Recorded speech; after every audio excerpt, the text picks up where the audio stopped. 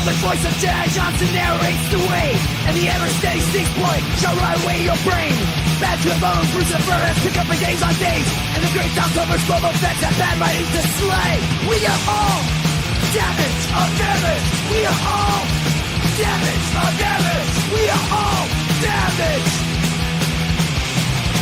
The qualified, we are prepared. And hello and welcome to another brand new episode of The Qualified. I'm your cousin Jedi, joined as always by the great Dom Tober and the architect joesduelin, the always steady Styx boy 73, not so steady this week. He is out. I'm trying to think of something cool to say that Styx is out doing, but I just can't think of anything. He's out. He's out watching Lord of the Rings or something. Lord of the Rings. What the hell?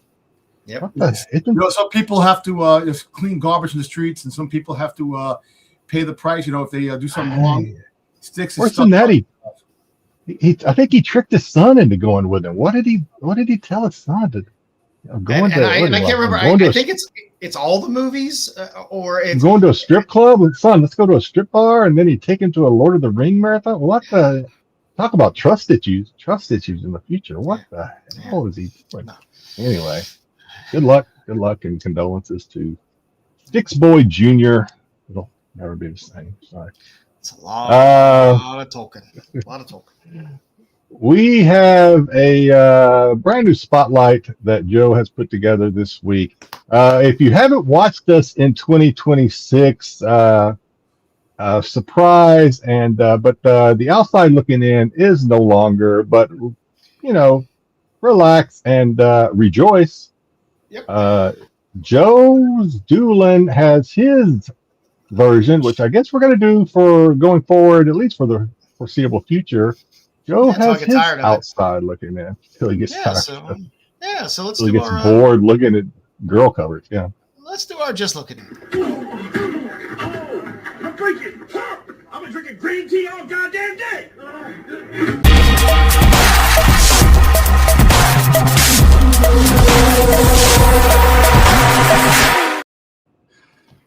So we're about to get demonetized and limited right off the bat because it doesn't take much apparently. Yes, we are the kings of Rennavision limited monetization streams for some reason. You can't. Friends at YouTube, they do not like us, and we're on their most wanted watch list. I guess I don't know. Let me ask you a question. So you didn't show anything last week, but we got monetized because of that. Showing a drawing or something. Or what was no, it wasn't even that.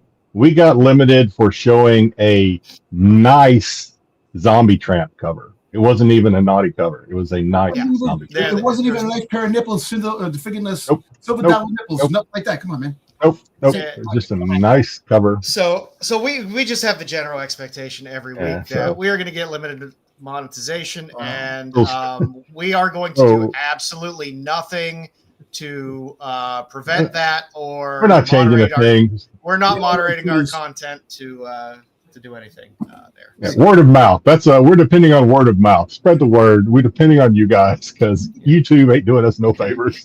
No, they ain't. So for the just looking in this week, sometimes I like to just have a little theme of a few books to show. Again, this is our just looking in, so they're not books that are necessarily hot right now. It might be things that we find interesting, things we decide to show you. So this week I decided to go with blacklight covers. Oh, that's cool. And I figured I'd pull up a few interesting There's not a ton of blacklight covers out there. Surprisingly, there's not a ton of blacklight covers. You think they would do more. But up first, I got the King in Black #1. There was a Mike McCone limited edition. Blacklight was limited to 3,000, which I guess is limited in Marvel terms. But cool blacklight cover. Cool blacklight cover. I don't mind it. Yeah, it's nice. Cool. Yeah, and this could be had very cheaply. I think you can pick this up for like $5. The only downside to blacklight covers is I guess you have to look at them under a black light, and that can cause all kinds of problems depending on where you're looking at them. Oh, thank you so much, Paul. Hey, Paul. $10 super chat. Thank you very much, buddy. We appreciate it. Depending on your collection, blacklight could be. Dom could never look at these in his in the stall at the hotel. He could never. You see, I gotta love Bruce for one thing. He always thinks about me. Yeah, but you know what? A lot of people have wall books, and wouldn't it be cool to have a little display of blacklight books? And then you have it would, yeah. Cool. So that's our first book on the list. The second book on the list, a little more pricey, a little Linsner, Dawn #1. It's only a comic book edition. We love Linsner. And that's what it looks like without the black light. And I was like, I wonder what that would look like with the black light. And I found a picture of what it looks like with the black light. It looks pretty damn cool. So cool Linsner cover. This one will run you maybe about $50, but you can find it cheaper if you really, really look. It's probably the priciest one we got on the list today. So a little Linsner action. Next on the list, Thundercats 2. Now, there is a trade dress version of this, which can be found very, very cheap. The one of 15 seems to be a little harder to come by and a little pricey, but it's a nice Nakayama cover. If you like the Thundercats, looks pretty cool. You got Mumra on the back there. Like Mumra, that's the reason why I'll buy it, because of Mumra in the back. Yeah, I've seen. And if you search for this one, like on eBay or whatever, the trade dress cover looks a lot better. Like it has a black light on it almost. Cool. So that's the problem with grabbing some of these covers for the black lights. It's some of the pictures don't pop as much as they probably will once a black light hits them. But still, if you're a Thundercats fan, it's a Dynamite book. Again, you can find it in trade dress, really cheap. The Virgin's a little more expensive, but for all your black light love there, some Thundercats. And last on our list, Little Space Bastards 1. Gonna get that book sold for you at some point. There, Jedi. It's a Dan Panosian cover. It was the 1 in 10 ratio, the FOC reveal, and it's a blacklight variant. So for you Panosian fans out there, as I am, you can pick up a fun, cool blacklight Panosian cover. These are all cool. These are all really good. I like these. Yeah. I was going to try to find. I was going to do something else, but I didn't feel like editing everything with X's and boxes over everything this week for some of the books. So. Well, with blacklight covers, so I agree. I love Panosian. He is a fantastic artist who I love because people our age, if you've been in comics long enough, I like to be able to. You can follow the arc of an artist, and some artists kind of stay the same throughout their careers, and others just keep improving and getting better and better and better and putting out amazing stuff. And Panosian's definitely one of those that. Puts out just some amazing stuff. So that's what we got this week for our Just Looking In. Do you boys want to do some pickups? How about some let's say hello to the chat real quick. Oh, that would be nice. That would probably be better. Let's do that. Get me down. Take me down from the big screen. There we go. We've got Tommy Longbox, believe it or not, taking the gold, top of the podium. Congratulations, Tommy. He knows it. Muscles, #1, gold medal, raising a beer. Congratulations, Tommy Longbox. GT Key comic did make the podium. Not quite the #1, not top, not quite top tier this week, but does bring home the silver medal. Glad to see GT with us. And we actually have 3 different recipients of medals this week. Normally it's one. Normally somebody takes at least 2 of the medals, but we've got Twertwig 202. Yep. Twertwig got me a Chiodo Savage Sword cover. Nice. Block. Yes. His Kodiak covers were amazing. So congratulations on the cover and for the bronze showing this week. And then GT's like, damn it, I just missed bronze. Damn it. Grumpy Gus. What's going on, Grumpy? Evening all. What's going on? And Happy Friday. Happy Friday. Yes. Nerdy Geek. What's going on, Nerdy? It's time for the qualified. What's up, Jedi, Joe, Dom, and Styx. Styx is, like we said, Styx is, he's never seen it before, so he's watching Lord of the Rings. So no spoilers for Styx. No spoilers. What's going on, Paul? Hello, qualified guys. Thank you What's again for the up? super Appreciate chat, it, Paul. Paul. Thank Thanks you. for the super chat. Yep, appreciate it. Cosmic, let's go. What's up, everybody? What's up, Cosmic? Ed LeBeau. Eating Bluebeards. It's my belief you won't be as good as last week. Well, it's going to be hard to beat last week. It will be. Last week was great. Last week was good. We had a legend on last week. We hope to have him on again. It'll be great. And hopefully when maybe when he has a upcoming exclusive or maybe Kickstarter, we can entice him back. Marco thought otherwise. Well, that's Marco. So that's a badge of courage for us. That's a campaign ribbon for us. BK, what's going on, BK? Greetings. Cosmic, going on? I think I already said. Did I say hello, Cosmic? If not, hello, Cosmic. Tyson, what's going on, Tyson? I am probably way behind on your videos this week, Tyson. I apologize. I will try to get caught up. Let's see. Oh, we got Mama Bear. Hello, Mama Bear. Happy birthday, Mama Bear. I see it in the chat. Happy birthday. Yeah. Happy birthday, Mama. Mama Bear fell asleep and missed her. It was her Doctor Who that she had wanted to watch. It's the one that she had wanted to watch, and she fell asleep and missed the show. So hopefully she caught it on the rewind, and we didn't screw it up too much. So sorry. Let's see. I started working on your zombie tramp stamp. Oh, can't wait. Can't wait to see it. He's gonna need it. That's so funny. All right, let's see. Again, thank you so much, Paul. Appreciate it. Thank you. No, we got Dub. We got Dub in the audience tonight. Did I miss Dub? Where's Dub? I saw him earlier. I don't know if I scanned over him. What's going on, Dub? What's going on? What's up, Dub? What's going on? Hey, we got Bruce in there Kingdom. as well. Kingdom is here. What's going on, Bruce? And if I miss anybody, I apologize. We got Joffrey popped in. Yeah, I see Joffrey. Hey, everybody. What's going on? And we got Dave in as well from the NYC. Dave, what's going on, Dave? Nice. What's up, Dave? What's going on? Excellent. And Okay, yeah, we don't know, Yeah, Doug. We have no idea. It's we don't know. I don't know. He's super excited about it. So like I said, I would fill one of those large popcorn buckets with urine if I had to sit in the movie theater for that long and watch movies. Just couldn't do it. all right, now we can do some pickups. Now we can do some pickups. What you got, Jedi? All right, I have some old school Harley Quinn signed by EOM. Nice. EOM.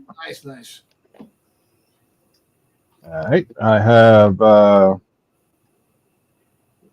EOM with the noodle remark on. Nice. What's I that love character's this name? picture. I can't think. Chun-Li. Chun-Li, yeah. Chun-Li. I have. I don't think I've shown this yet. If I have, make sure these aren't like naked. Okay, they're not. Okay.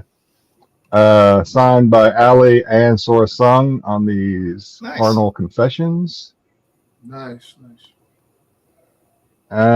So these, I've had these a while, and I should have shown them by now. These are Crypt Cuties. The metal by Marissa Pope and the topless by Marissa Pope. This is Crypt Cuties 3, I think. 2. Crypt Cuties 2. And then this is her personalized one where she writes a little personal thing on there. Oh, that's fun. If you love something, set it free unless it's a tiger. Okay. All right. Okay. Sound advice. Okay. So this is these are, I got 2. So these, if you watched our first show, were on my hunt list for 2026. So more publisher copies, Lady Death publisher copies from Sora Sung. This is a Sora Sung publisher, signed by Sora. Lady Nice. Death foil, and the paper foil by Sora Sung. In his defense, we still don't really read a lot of them. Yep, that is true. Another Kyung signed by EOM. All right, this is a Metal Lady Death mock-up. That's cool. Anybody want to explain what a mock-up is? Anybody know what a mock-up is? To mock up is it the I'm guessing it's the the artwork? mock-up. That, the proposed artwork that they send in.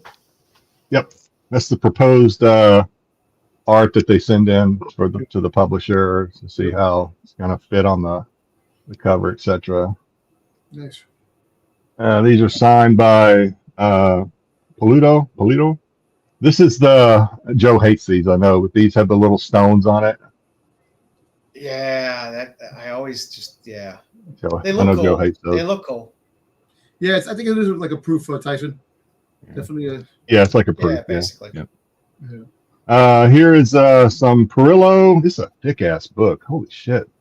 Perillo signed Wonder Woman. Oh, nice. It's a Oh, nice cover. 750. Yeah, 750 is a I thing. like that cover. That's nice. Perillo, Something is Killing the Children. Perillo, Batman.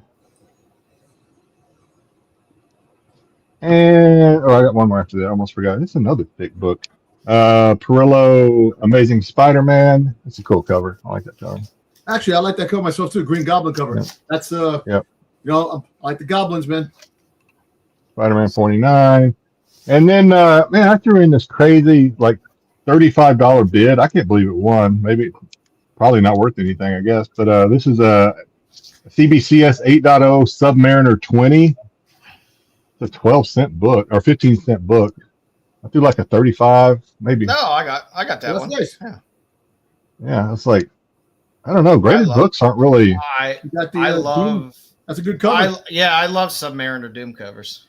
You're gonna see. Gonna see it happen in real life. The Namor's gonna fight Doom in Doomsday. I don't know. It just seems like graded covers aren't really. People don't really care about them much anymore or something. I don't know. That's all I got this week. Graded covers are actually really, really good. Like if you want to have a nice little wall. All I right, mean, it should just I go- seems like it's a buyer's market for graded covers. I guess that's all I'm saying. Should I start with pile number 1 or pile number 2? Somebody make a choice. How about Golden Pile Ball? number 1. Okay, pile number 1 it is. All right. Let's go. Okay, so Appreciate it, Tyson. I was a little thin. I was a little thin last week. Not so thin this week. So got a little Good Girl Art Quarterly, some Femforce, more Femforce, some more Femforce. Hey, you know what I like? Femforce. Femforce. And you know, when I'm not buying Femforce, I can buy more Femforce. There you go. And then there's always Femforce. So I love that. Some more Good Girl Art Quarterly. I love these reprinted Black Cats, Harvey Black Cats. They're always fun. And just for Jedi here, let's go with a little Vampirella. Ooh. I like picking up the old Harris stuff when I can. Let's see. Are these Pleasantville pickups? Most of them are. I always have to ask. Little Footman Fairy Fire. Little Oh, that's a cover. cool one. Oh, I like that one. Yep. Some Some of them just. Some of these covers Blood just Queen? speak to me. Yeah, some Blood Good Queen. one, too. Jay Collectible does a lot of these Blood Queens covers, which are good. A little Hack Slash. I always love picking up Hack Slash when it's the old DDP Hack Slash. Let's see, some Jungle Girl. Who doesn't love chicks and dinosaurs? Let's see. Oh, I was very happy to pick this up to add to my Eros collection. I do love Two Hot Girls on a Hot Summer Night. Yes. Who wouldn't? Picked up some Turner. Little unauthorized biography of the serial killer Jeffrey Dahmer. It's just got to pepper a few different things in there just to make sure you're awake. Little Hollywood 3D. This comic smells like iron. This book, by the way, great book. I love by Maryland covers. The back cover is fantastic. Oh, that's nice. That was you got the cake back. That was just an extra little winner there in the back cover. I was like, oh, that's fantastic. That's the variant cake cover. It's got a little Lady Rawhide. Hey, we're talking about they can't compete. They can't compete. But we love them. We love them anyway, Tyson. But yeah, it's really JV. All some zombie and cheerleaders versus cheerleaders. Some Babylon Crush. Good old Apache Dick. Apache Dick. Caliber. All these days are going to come out with a shot for that. What else you find? Flaxen. This is a nice Steve Rude. This is a great Steve Rude cover. I love Steve Rude. If you like Nexus, so. You got to be patient and watch. If you don't know what to look for, because if you know what to look for, like Joe, you could probably find them anywhere. But if you don't know what to look for, you got to go on Whatnot and just be patient. Yep. What does he go on? What do you go on? Freaking obscure covers that no one looks for. Got some Yeti. Pleasantville. If you go, I hate to. I'm not pumping them up or anything, but you can pump them up. I'll be on there tonight. There's a streamer. There's a streamer or a seller, Pleasantville Comics or something, that they sell all these. I like Velocity. I like that. Indie from Gen 13. Lori Lovecraft. Nice. Princess. Wow. That one will get us some limited monetization. Alrighty, and then the second pile, little Zenoscope. I still haven't gotten over my resentment of. Oh, you got another copy of that. I still have not gotten over my resentment of Zenoscope and their $1,000 comic book. Yeah. Oh, yeah, sweet. Yeah, I I said, I love picking up the Harris covers. Harris. That's kind of Harris and Hemorrhage. The Hemorrhage. We're gonna hear more about Hemorrhage later tonight. Yeah, a little more Turner. Nice. Hey, little Frank Miller. Why not? I love that cover. Hey, I'll always pick up some Zatanna stuff when I can. Zatanna had a nice cover for KO this week. Some girl versus girl. It's fun watching Joe. It's more fun when Joe's on there than it is when Joe's not on there. I have to admit, I have fun just watching Joe because I'll get frustrated when Joe won't bid just $1 more, just $1 more. I have my limits. He's got his limit, and he won't go over. No, you got to respect it. More Aphrodisia? That was a man butt. Oh, I missed it. Where was the man butt? I missed the man butt. What was the man butt? Where's her man butt? Which one? Oh, I don't know. They said there was a man butt. They're trying to sneak a man butt by us. Come on, Joe. Did you get confused? No, that was a girl. butt. That sudden death will sneak one in on you once in a while. That was a girl butt. Oh. It was the Wonder Woman. It was the Wonder Woman. Oh, the Frank Miller. Oh. Some spandex tights. Nice spandex. And some Kelly. You read those books yourself, or you just get for the covers? No, both. Cover candy. This is what's on my reading list for this week for our What Are We Reading section. That nice. I got a nice little Sweeter Gwen. Nice. Which is fantastic. Eric Stanton and Joe doesn't read that. Joe gets strapped up and has his wife read it to him. Like, read it to me, baby. Dicko worked with him on this, so there you go. All right, what you got, Dom? Yeah, a couple pickups. Boba Fett. I got my my GI Joe Dreadnought War 5. We'll be talking about this later. Yeah. I got this. The other very cover. This cool Destro cover. Oh, nice. And I got the regular run of GI Joe, the variant black and white. I actually like this cover. It's a freaking Andy Cuba cover. Oh, I love that cover. The black and white's really pretty too. I like it. Got Transformers. It's more than meets the eye. I like this cover out of all the variant covers from the. I agree. It's a fantastic cover. I like this cover. I finally got my Stitch cover that I missed. I got it. Stitch cover. And last but not least, comic wise, I got KO, the wrestling AEW covers. That you read it? No, I breezed through it. The whole thing is I didn't read the first couple of issues, The whole thing I'm finding out, the whole thing is I'm finding out this whole thing is like everything's bristling. Matt got me onto this about the. I don't know. Matt was super excited about it. I don't know if they're doing SNS tomorrow, but I'm sure you're going to hear about it if you want. I'm going to tell you this. This book, all kidding aside, I do have to go back and read it because it actually is pretty badass, man. Matt was like super excited about it, so tune into SNS tomorrow and you'll hear about it. I'm sure. He was loving it. I got this, the newest Samurai Boba Fett. I went to the comic store yesterday, and a friend of mine, Wednesday, a friend of mine, he was in there. So I had this in my hand. I said, I'm going to pick this up next week. He actually went, bought it for me. He said, yo, Merry Christmas, man. He bought it for me. I was like, we're going to find out this week. We're going to find out. Yeah, so I got this, and I was able to finally, after a few attempts, Sunday, Saturday, I finally found this. The Stranger Things Master Universe crossover, Hordak and Manfire. I thought you showed us that last week, or am I confusing your IG? Did you show that on IG? IG, yeah. Oh, okay, that's where I saw it. I finally got this. I collect Hordak. No, you love your Hordak. Yeah, man. So that's my pickups. Wait, I actually got this in the mail as a Soundwave pin. Oh, okay. So, other than that, that's it. All righty. Let's get into it. Let us get into it. All right. For Comic Now later this week, I got some goodies this week, I think. Yo, Bruce, I can tell you this.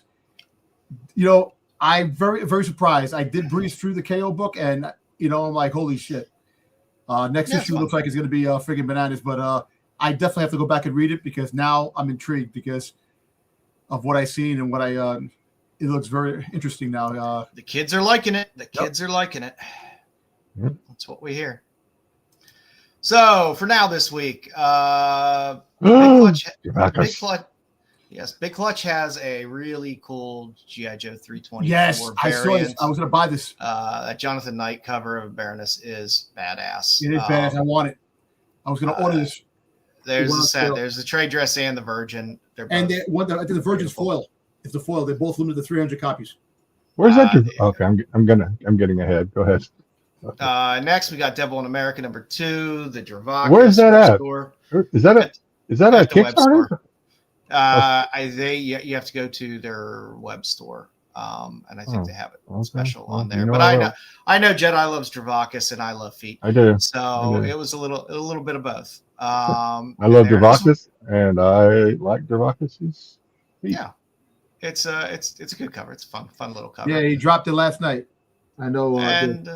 And for all you Scotty chasers out there, there's a Gunslinger Spawn 50. He does have a nice Scotty Young connecting variant. So for you Scotty fans out there and you Spawn fans out there, it's a double winner.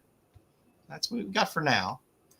For later, Briar, which always has great covers. Night Terror #3. This is the second series for Briar. Briar Night Terror #3. Cover B is a Rebecca Puebla variant. There is a version of this as well. It's just a great cover. I love Rebecca Puebla, so I will always pick up her work.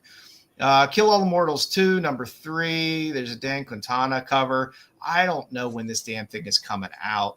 One site says April. Another site says end of January. It's all over the place. They have it up at Midtown online if you want to pre-order it for a reasonable $3.99.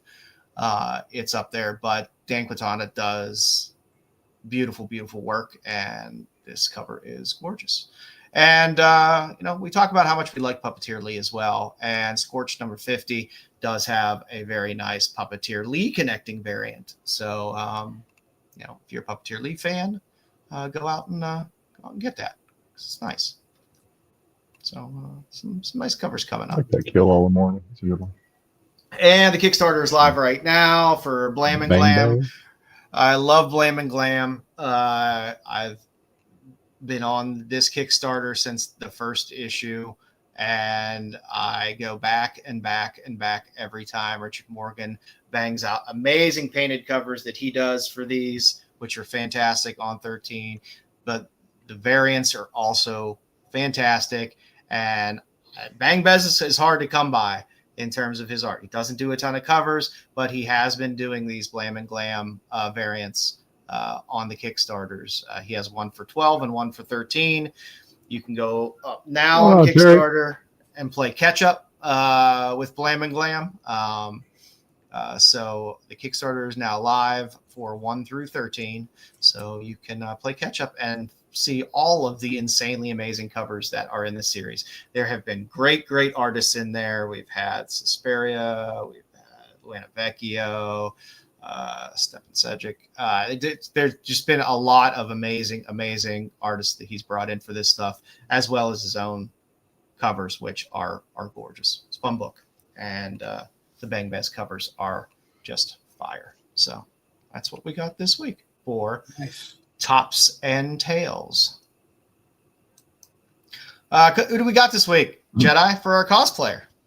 Well, I know a lot of folks felt like I mailed it in last week. I let them down, played it safe, and for that, I'm sorry that you feel that way. But I think last week she was a good cosplayer. You've this learned week, you've learned we get limited monetization either way. So it doesn't matter. It doesn't matter. So this week we have Roliat, if I'm even saying that right. Roliat, I don't know. What kind of drew me to Roliat was I liked when I started going through her IG, a lot of horror based cosplay, which I'm a big horror fan, so I like that. So started I just kind of vectored in on that, and I'm like, okay, she's going to be our cosplayer of the week. So here we have Pennywise, and next we have Art the Clown, which And well, just for those that we do have a Joe slide this week. Probably it won't be as good as the initial Joe slide. We may never get one as good as that one again, but we will keep trying. But that's a high bar. But we do have a Joe slide this week. Here we have Art the Clown. We have cheerleader from shoot. Somebody's Body. What's the name of the show? Body. It's with Megan Fox. Megan Fox. Jennifer's Body. Thank you. Jennifer's Body. Yeah, Megan Fox. Jennifer's Body. Of course, we have Jason Voorhees.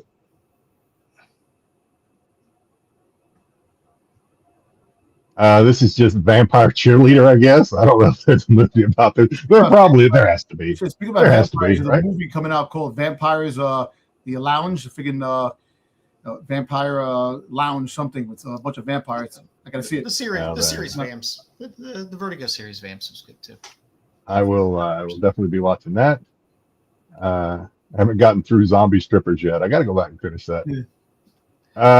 Here's you're tricky. You're tricky, Dubs. You read backwards, didn't you? You know what? They were, Dubs is brilliant. I didn't even think of that, but yeah, very smart. I almost thought this was Purgatory. The comic book. Hell, I just talked about her last week. Purgatory. Thank you. I almost thought it was Purgatory, but I don't know. I guess it could be. And here's the Joe slide. The Joe. I almost said Joe Rogan. The Joe's Duelin special. Anytime if the tongue's out or you're pouring some sort of liquid on your body, we're gonna get a Joe slide. Best I could do. Still not as good as the other one. That's a high bar. We may never get there again. I like it. The horror cosplay. It's distracting to me. Where's the feet? Oh yeah, that will definitely get on the Joes if we ever. Yeah. Yeah, I find the horror cosplay a little distracting. I like sexier cosplay. It's like getting a blowjob in a bathroom at Taco Bell. It's enjoyable, but really on your brain, all you're thinking about is some Bob and a Crunchwrap Supreme. That's all you're thinking about. Yeah, nice. You're thinking of the blowout in the stall next to you. No, you're thinking about. I can really. I can't wait to have that Baja Blast and some. Is the Crunchwrap blowjob Supreme. is the blowjob called the blunkin, where she's taking a shit and No. blowing? Oh, good Lord! Just saying, it's distracting. It's your mind's elsewhere. Just saying that, man. Just horror cosplay. Just putting it out there. All right. But that's your cosplayer of the week, Roliat, or as Dub has deciphered, has solved the mystery, Taylor backwards. That's Here we funny. go. It was a good one. Or maybe Dub's dyslexic, and I don't know. I don't know. I'm glad somebody saw that because I'm glad he's yeah. that somebody makes perfect sense. It makes I feel stupid. Makes a lot. Maybe her sister's tell her. Maybe she's like Tomax and Zemon. Yeah, Twins. they got scars on different sides of their face. Red Rom. So we got a 5-minute Vampy update this week because Armageddon dropped this week, and we've been reading it, so we feel the need to keep up with it. You did have a lot of covers this make week. you suffer along with us. Yeah, all right. There are not a lot of covers this week, but you did have that nice Matina, you had that nice Lyrics, you had nice Linsner, and then you had your usual Dynamite cosplay cover. I don't know who that cosplayer is. I just wish they would just do a little better. Please stop making your cosplay covers look like they were filmed with the quality of a 1980s, gas station porno mag. Yeah, I mean, in this day and age with green screen and stuff, you could do something better than just that backdrop. And it's nothing against the ladies that are doing the cosplay. There's nothing wrong with the ladies that yeah, do I mean, the cosplay. she's got this. But just spend a little more time photography wise, and she's got the vampy look. There's nothing wrong with the cosplay. It's just something different. Yeah, I mean, these cosplayers put out better pictures on their own than the comics do, which is weird. So, but we got 4 covers this week, and they're all nice. I'm not going to complain. Her name is Lauren. Paul said her name is Lauren. Okay, all of them. So, Jedi, we started off here. I don't know. This book I just want more vampy in my books. Am I wrong? Yeah. So it's very vampy thin this week. It was vampy thin. In fact, we were talking before the show. I actually couldn't remember what vampy did in this comic. We got a lot of. Kind of picked up where the previous one had left off, with the bird had found hemorrhage, and so we get a little bit of hemorrhage, and he starts turning into hemorrhage, and how he talks about wanting to get revenge on Vampy for breaking his neck and sending him to hell, and how he had been planning his revenge, etc., etc. And okay, that's hemorrhage. Okay. Yeah, and then we got Vampy. We got Vampy fighting it out, and Vampy having that dark side keep coming out that she's struggling back and forth with, and she beats the hell out of a lot of people. We get Kane back, and it comes to help her. Doesn't do too well.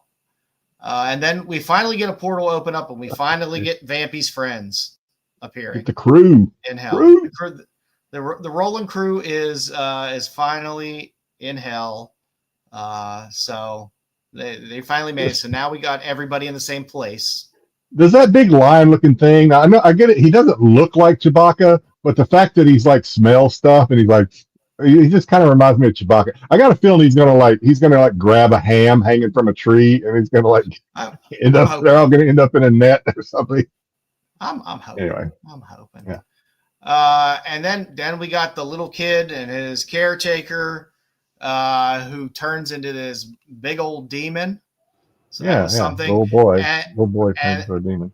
And then this huge, massive cathedral tank, which is almost. I don't know. I put it as dumb, maybe dumber than the Absolute Batman mobile. What's with crap? Yeah. It's like right out of that movie. What was that movie about the big tanks that just roll around, the big cities that roll around? Instruments of something. I remember the movie. I don't remember the name. Yeah. Anyway, it's not. So yeah, that's kind of what it reminded me of. So I mean, long or the short, there's a battle going on in hell between two sides. Vampy's still fighting it out. She bites a hell dragon and kills it, but that's about as much of the Vampy as we really get this episode. Yeah, not a lot very, of Vampy. very Vampy thin. Kane bites it, and somebody steals his worm because he had the worm still. Did he die? Did he die? I don't look dead. He looked pretty dead. He did look dead. How do you die in hell? That's what I want to know. How do you die in hell? Aren't you already dead? Where do you go? Where do you go when you die in hell? It's very weird. And then we get back to the rolling crew who's hanging out at a bar, and some hooligans come up to them to try to start some shit. And then we got this big chaos beast demon coming in and being revealed. They love to reveal a big bad at the very last panel. That's Hemorrhage. That's Hemorrhage. Yeah. So he's all done up now in his outfit, and he's looking for some people to go find Vampy. Yeah, he's like looking for Vampy. Yep, that's right. You know, is this? I'm waiting for some too. They haven't been putting a lot up, and with Zenoscope not really being published normally anymore, it makes it a little difficult. Is you know, we kind of talk about this as we go through the story, but kind of like this, and then oh boy, this, and then oh okay, this. Still better than the other one. Still, because at least there's no homework. At least we don't have to go back, 15 years to some because there was a footnote on I agree. Panel page 3 or page 5, panel 7 or whatever the hell. So it's still better than the other one. This might have just been a little bit of a linking. There were some cool little one-off panels of hell and some of the tortures and things like that. Okay, Dante's Inferno. Okay, makes sense. I'll buy that. But yeah, so there's a battle in hell, and Hemorrhage is looking for Vampirella to settle some scores, and her crew is there looking for Vampirella. So Hemorrhage has a pretty good. If you like that girl's power in V, the spinoff of The Boys, then you'll like Hemorrhage because that's pretty much his power. He controls blood and can weaponize it and do all kind of crazy shit with it. So yeah, he had it first, I guess. It's a Hemorrhage power. Yeah. So we'll see where it goes. I'm guessing at some point, probably the next issue, everyone's going to finally come together at some point. I hate that. I don't know. So we shall see. But hopefully next issue is a little more Vampy heavy. I was just a little disappointed. There was very little Vampirella in this issue. Which, if I'm buying a Dynamite title that's called Vampirella, I want some Vampirella in it. So, yeah. But it was an interesting little filler issue. Brought some things together. Set some things up for the next issue. So at the same time, if all they were going to give us was Vampirella fighting with her inner self, I didn't want to see that either. So yeah, true. So I don't know. We'll see where it goes. We'll stick with it and at least finish out the story arc next week. Because I don't think anything drops next week. We are going to do because it also dropped this week. So next week we are going to do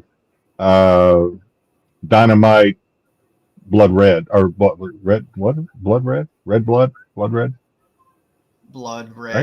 Yes, Dynamite Blood Red, which dropped this week, but we're going to do it next week so that we didn't end up doing a 20-minute segment this week. So which have been excessively easy reads and nice. The interior art has been a little but you get a lot of Vampy Universe characters, which are fun to encounter. So if you haven't read it, I haven't read it yet. So if you haven't read it, read it, and you can make fun of it along with us next week. But it's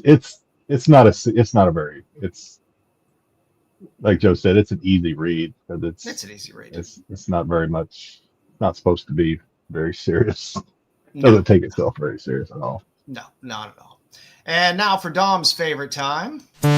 It's time for the That's Not a Comic, That's Not a Comic, Salient Comic, Salient. It's time for the That's Not a Comic, That's Not a Comic, Salient Comic, Salient Comic. Oh, cool.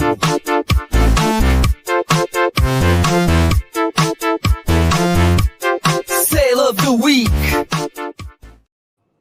Oh, we're not up to freaking use tampons yet, right? Nope, not Celebrity yet. tampons. Okay. Nope. But the streak continues, and we'll probably continue next week because Joe already gave me an idea for next week. Good. That so the streak will continue at least through maybe the end of January, at least. So this week we are talking vintage, if you consider the 80s and 90s vintage. I think only 80s. At this point, it is now. It's weird. It is. I find it very Definitely weird. vintage, man.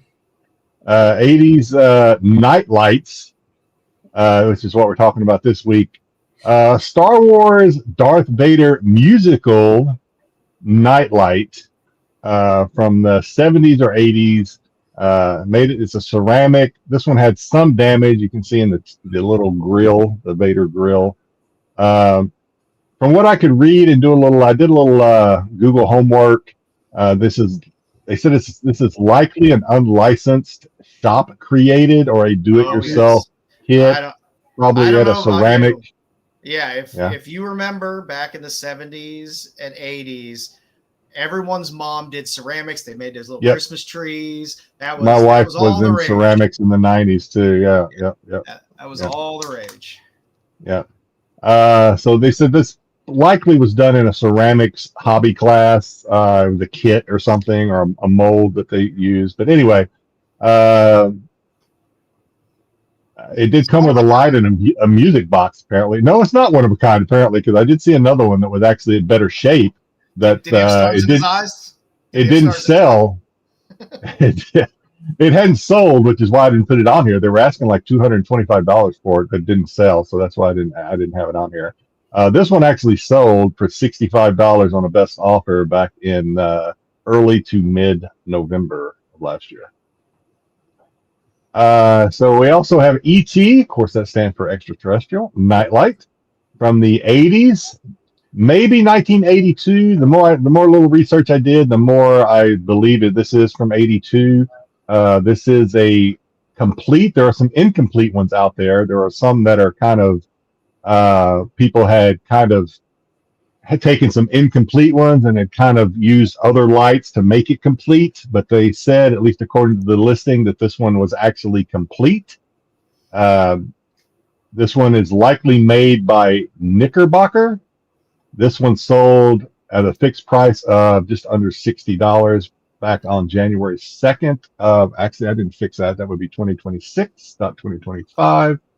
I don't know. If that's sitting in my room as a child and that's staring at me every night, I don't think I'm sleeping well. I believe the finger does light up too. As you can see, it's kind of it's clearer where the other fingers are not. I believe the finger does light up. Looking at you in shame as you sleep. You have to turn it make it face the wall when you turn you this way. When you have your shame moments.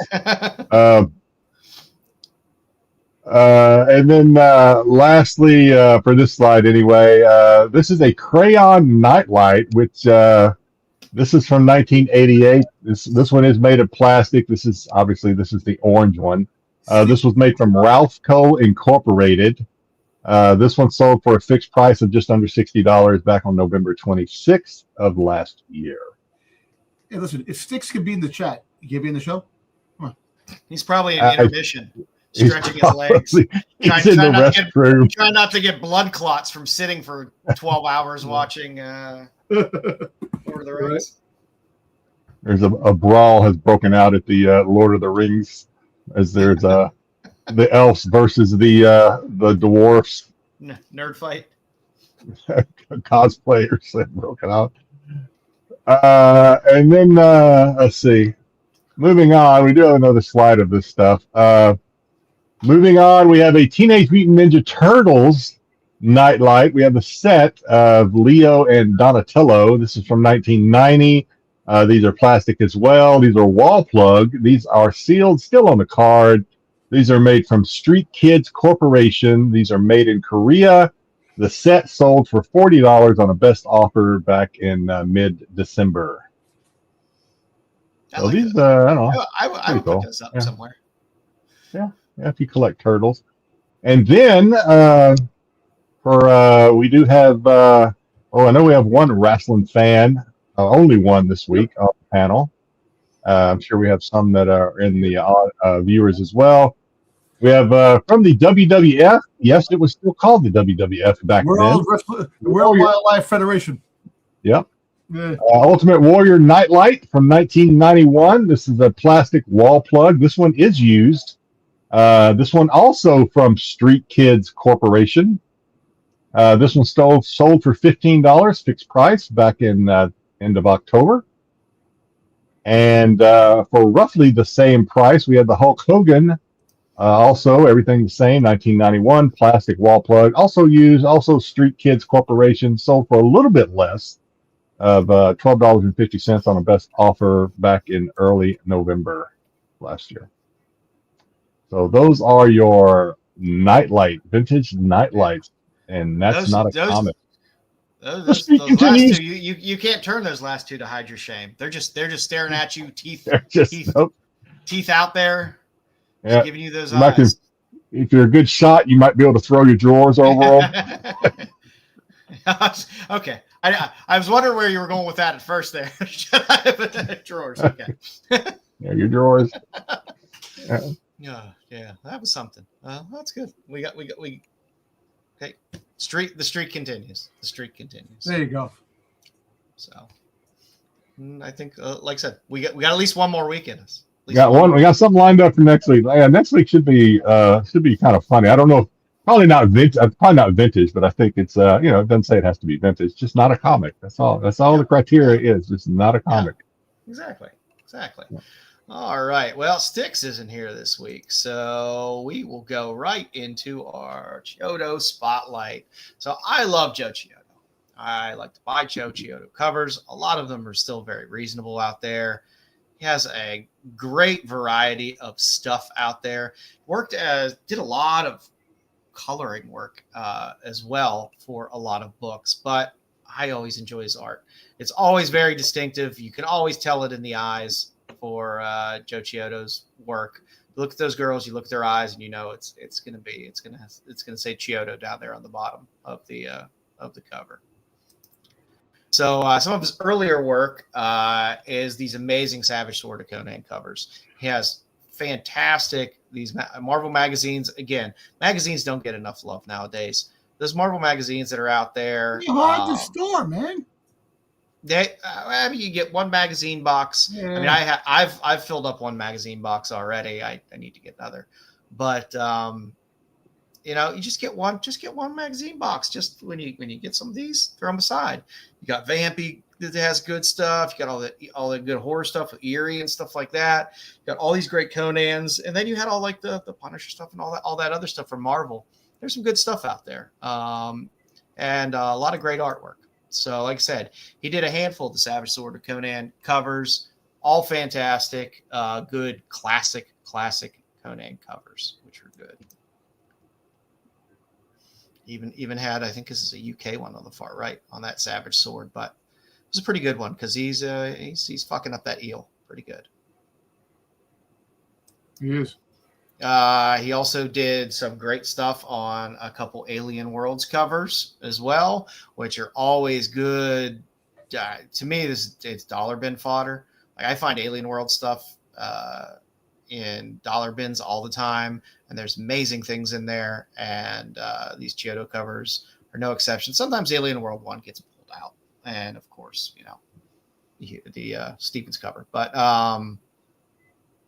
a lot of times this one does slip by. I also did a beautiful cover on Heavy Metal as well.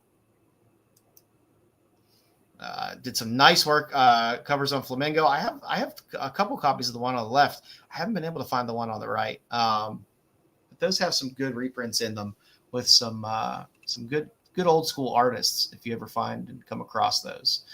He did the cover for the Aliens Worlds 3-dimensional as well. Again, another book I frequently find floating around in cheap bins. Great book to pick up. Same with the regular Alien Encounters or Eclipse. The whole Tales of Terror series is fantastic. There are a ton of great covers, and there's some good Chiodo stuff in there as well. I love those Eclipse books. I think I was dollar bin digging one time, and I found it was the whole set of Tales of Terror in a dollar bin.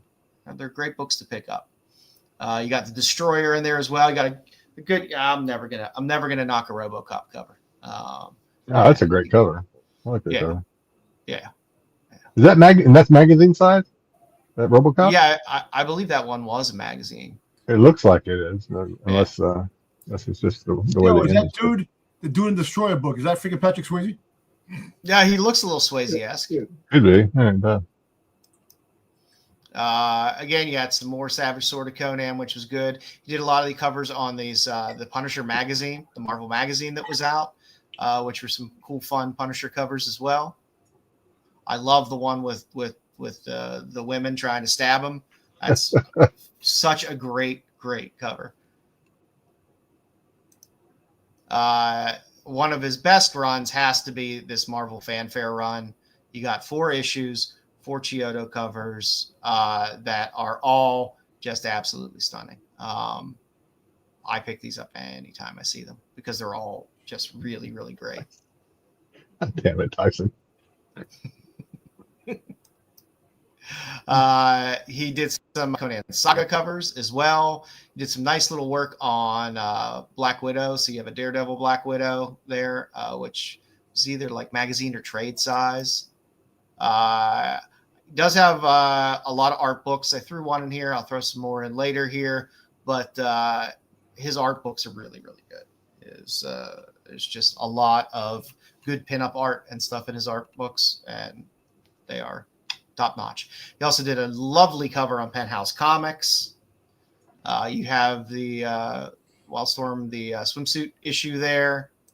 You got a Gen 13 bikini pickup special or pinup special, which was fantastic. And these Pulp Hero covers are these are little gems. If you're a Chiodo fan, they're fun things to hunt out because they're some of the coolest DC covers that are out there as well. So you had Nightwing, you had a Flash, and you had a Supergirl. All of them were on the annuals, and you had just really, really cool Joe Chiodo covers of some DC characters there. Let's see. Yeah, Wetworks. He had a series, The Mechanic, which is pretty good. He did a nice cover on one of the Danger Girl issues on the special. You got a great Dark Horse Presents Girls Rule. So you got some fun stuff there as well.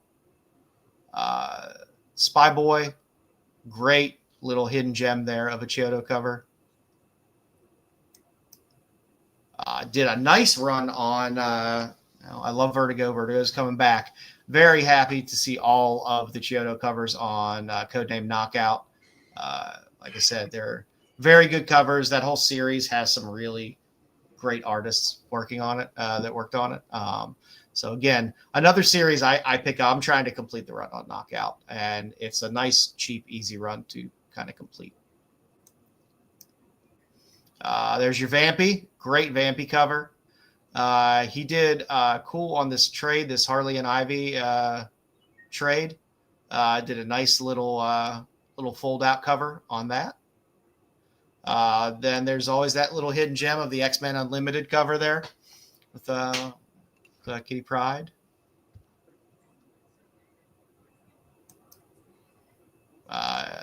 You kind of had a little random book there, Sigil, the Marked Man. It's a little harder to find thing. Wolf and Batsy is also a great cover. The good thing about a lot of Chiodo stuff is you can find his stuff pretty reasonably. So you can pick up some Chiodo work pretty cheap. Nice Web of Black Widow cover that he did. He did a series Decoy. So you had all Chiodo covers on those, fun covers. I like that last one. Sorry. Yeah, they're all pretty good. Another Vampirella on the magazine size. More recently, he did a Sweetie Candy Vigilante cover. There's a green background on that one too. Dynamite. Very recently, he slipped out this little Flash Gordon cover. So with that most recent Mad Cave cover. So a lot of people, if you're Chiodo chaser out there, there is something more recent that came out there. So that Flash Gordon is out there. Again, his art books are fantastic. He has art books. He has how to draw and paint pinups. But all of his art books are really, really fantastic. I love all of them. He's also done some Verotica, which is nice. You got the Verotica, you got the Verotica World, Weird Voodoo, and Verotica World. So he has some fun, weird covers on those. Those are going to be a little more pricey. He did a series of covers for Leather and Lace. Very nice. Nice Girls Gallery collection. And when we get into higher dollar books, that Valkyrie in the middle is always going to be pricey. Always. It's because of the symbol, right? Or... It's probably one of his best covers, hands down. It's not easy to find. It's always pretty pricey. That's why we don't stream on Twitch, because Twitch suspended us for having this cover on probably about a year and a half ago at one point. Mm-hmm. But the Mirtana cover is also harder to find cover. Great cover. And that Vampy 22, not easy to find at all, but it's a great Vampy cover. There you go, Jedi. Go hunting. Yep.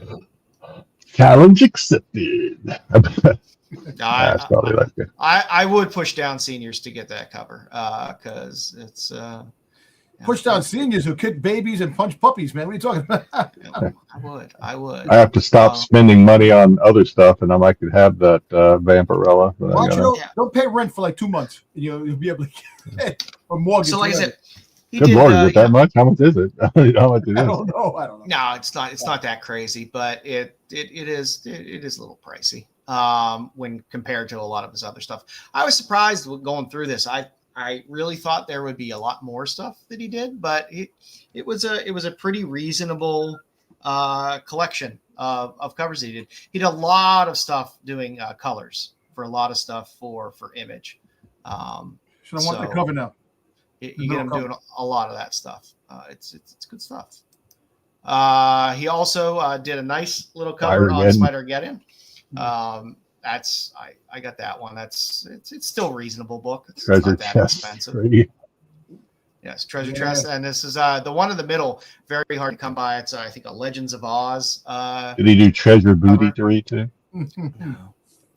But the Legends of Oz cover is also a really Pirates Booty. Pirates Booty. Gorgeous cover. Pirates Booty 3. Very, very hard to come by in the middle there to find that cover. So if you're chasing some ghosts, that's a good one to chase. And that's what we got. There are also a couple action figures that are out there for Girls of Chiodo. So you got there it goes. You got a couple action figures out there. So if you want to get those are always fun as well. So and that's what we got for Joe this week. He's a great artist because it's something you'll come across this stuff when you're digging through bins sometimes and stuff like that. And it's fun to come across some cheap copies of some really cool art from cool artists. So there we go. Depends on the grade. Yeah. Depends on the grade.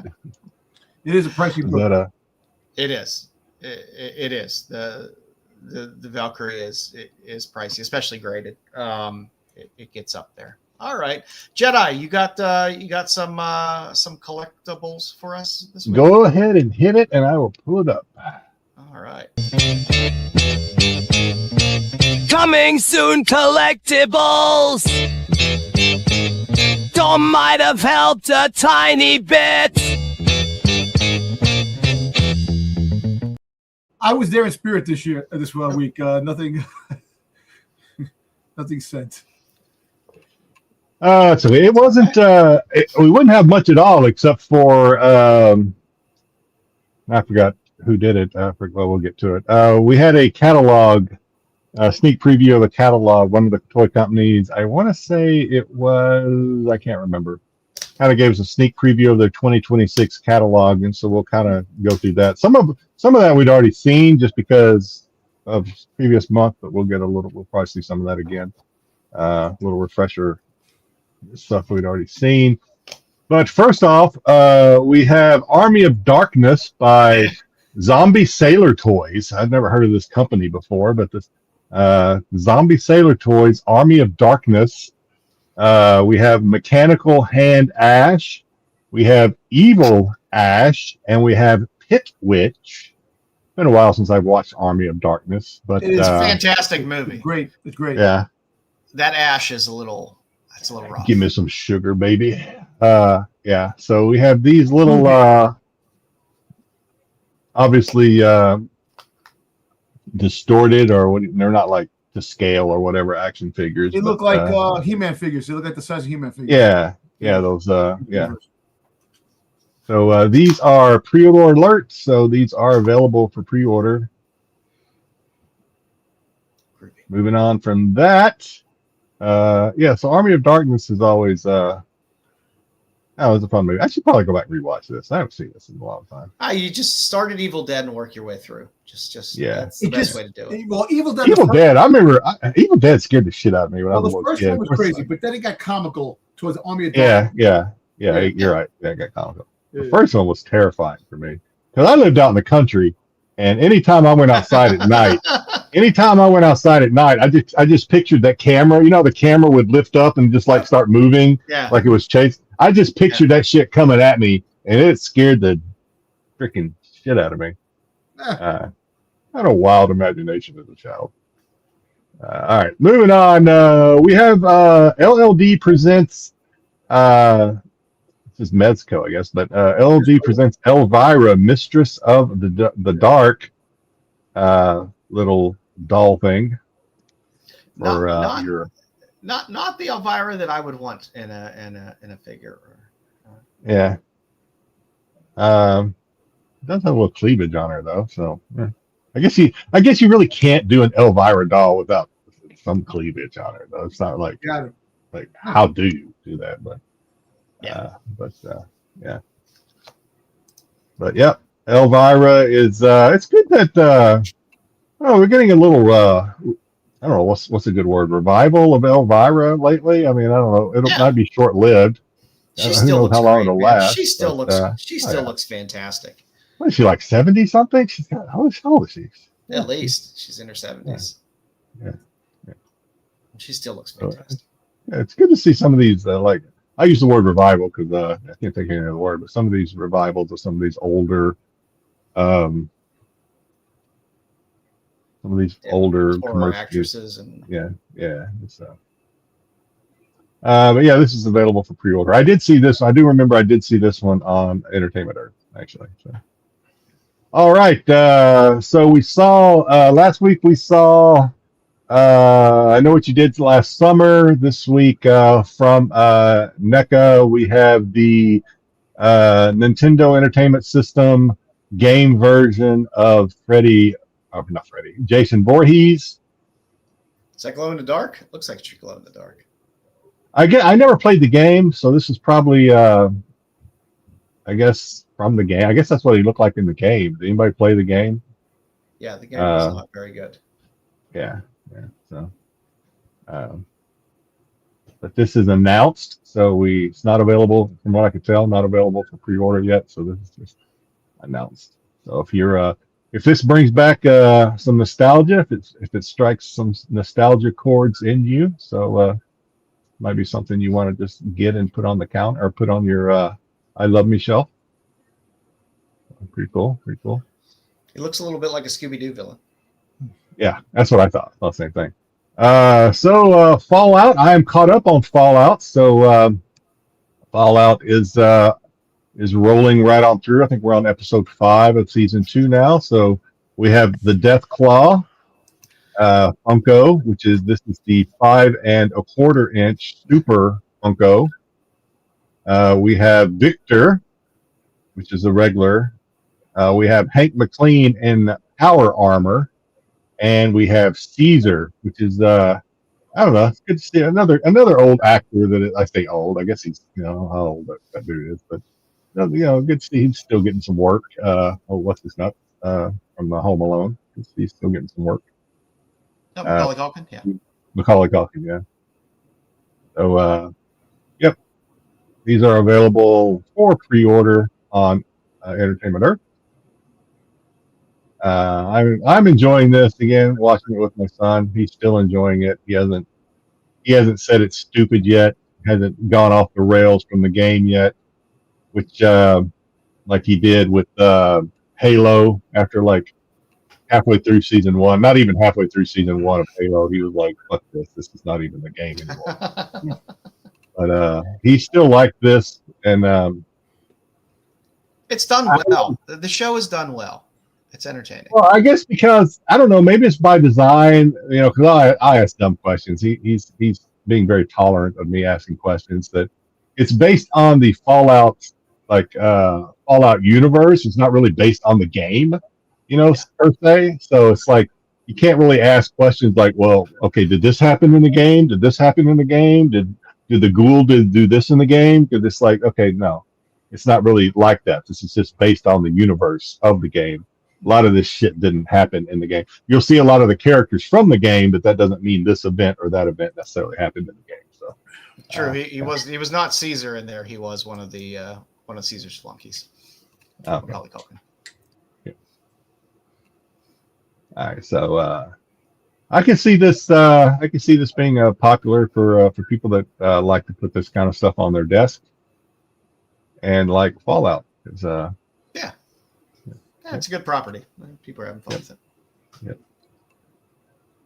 Speaking of RoboCop 2, I think a week before or something, we had a RoboCop 2 Funko Pop of RoboCop 2 slamming Kane's brain to the ground. So now we can do it more real to life with Haya RoboCop 2 action figure 1/12 scale, that comes with all those things you see there, as well as the stand, and it comes with Kane's brain that you can smash repeatedly on the ground once you defeat Kane. We should slip this. We should slip this in instead of starting up Doctor Who on Tuesdays. Just start playing RoboCop. Just start watching RoboCop. That would be fun. Yeah. Mama Bear would be like, "What? I did not sign up for this." Yeah, Mama Bear would be cool with it. All right.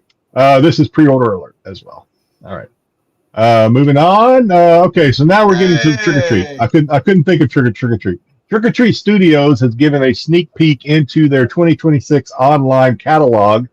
So we will kind of go through what was shared. I think you can actually go to their website and get more in-depth into this, but I'm just sharing what was on the Toys Something website. So you have the Halloween micro house, micro place, Halloween Myers micro playset, or whatever the hell that pumpkin-looking thing is there. Yeah, that thing. So you got that. You've got the Captain Spaulding. Yeah, the 12-inch Spaulding, as well as the 12-inch Art the Clown.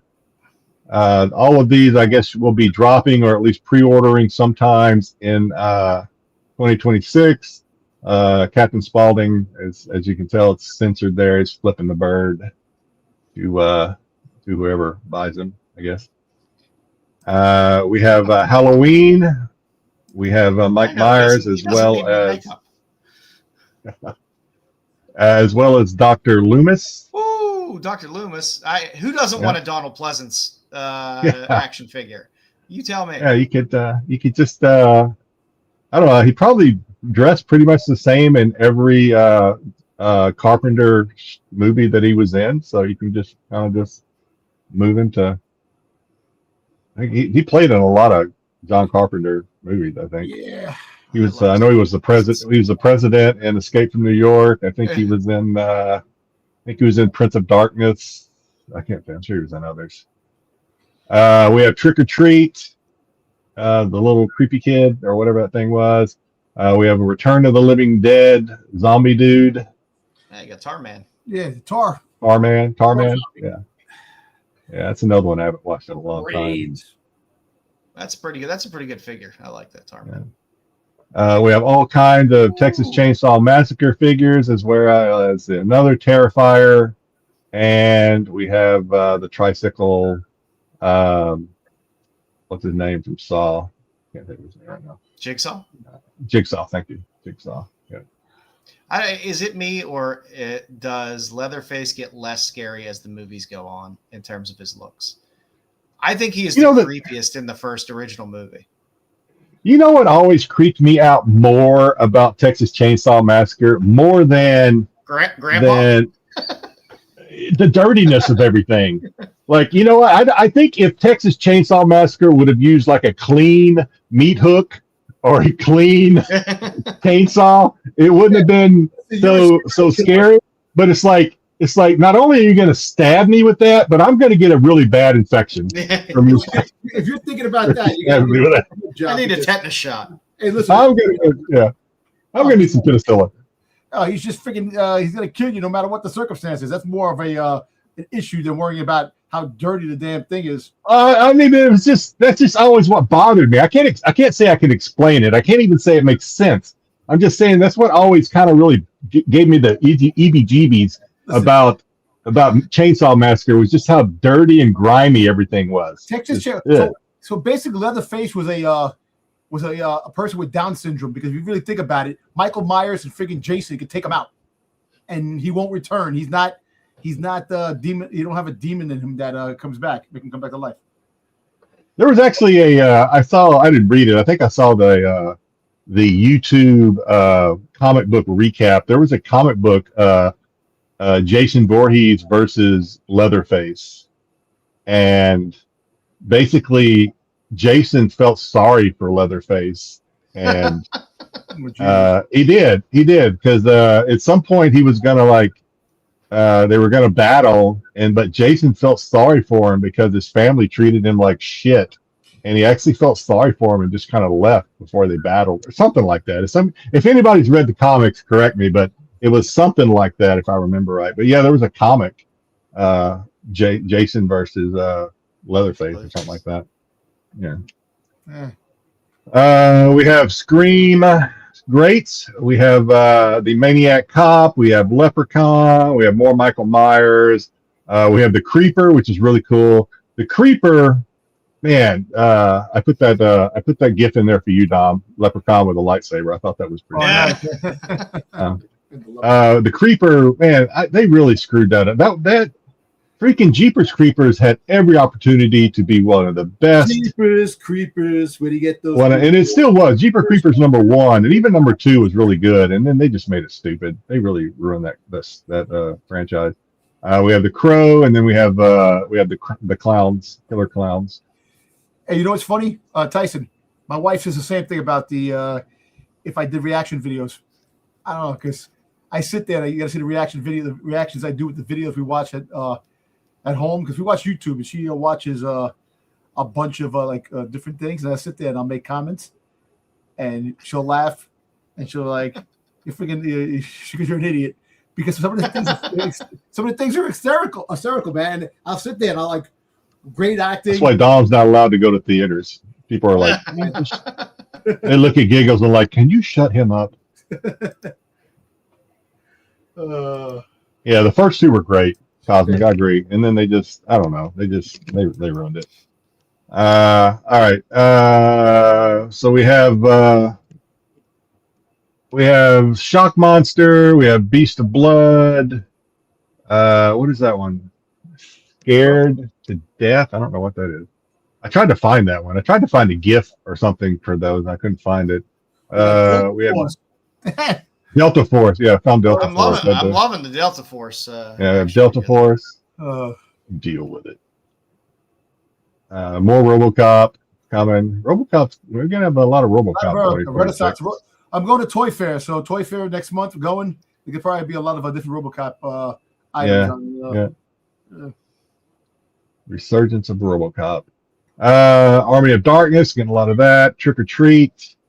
Killer Clowns again. Day of the Dead. Day of the Dead's awesome.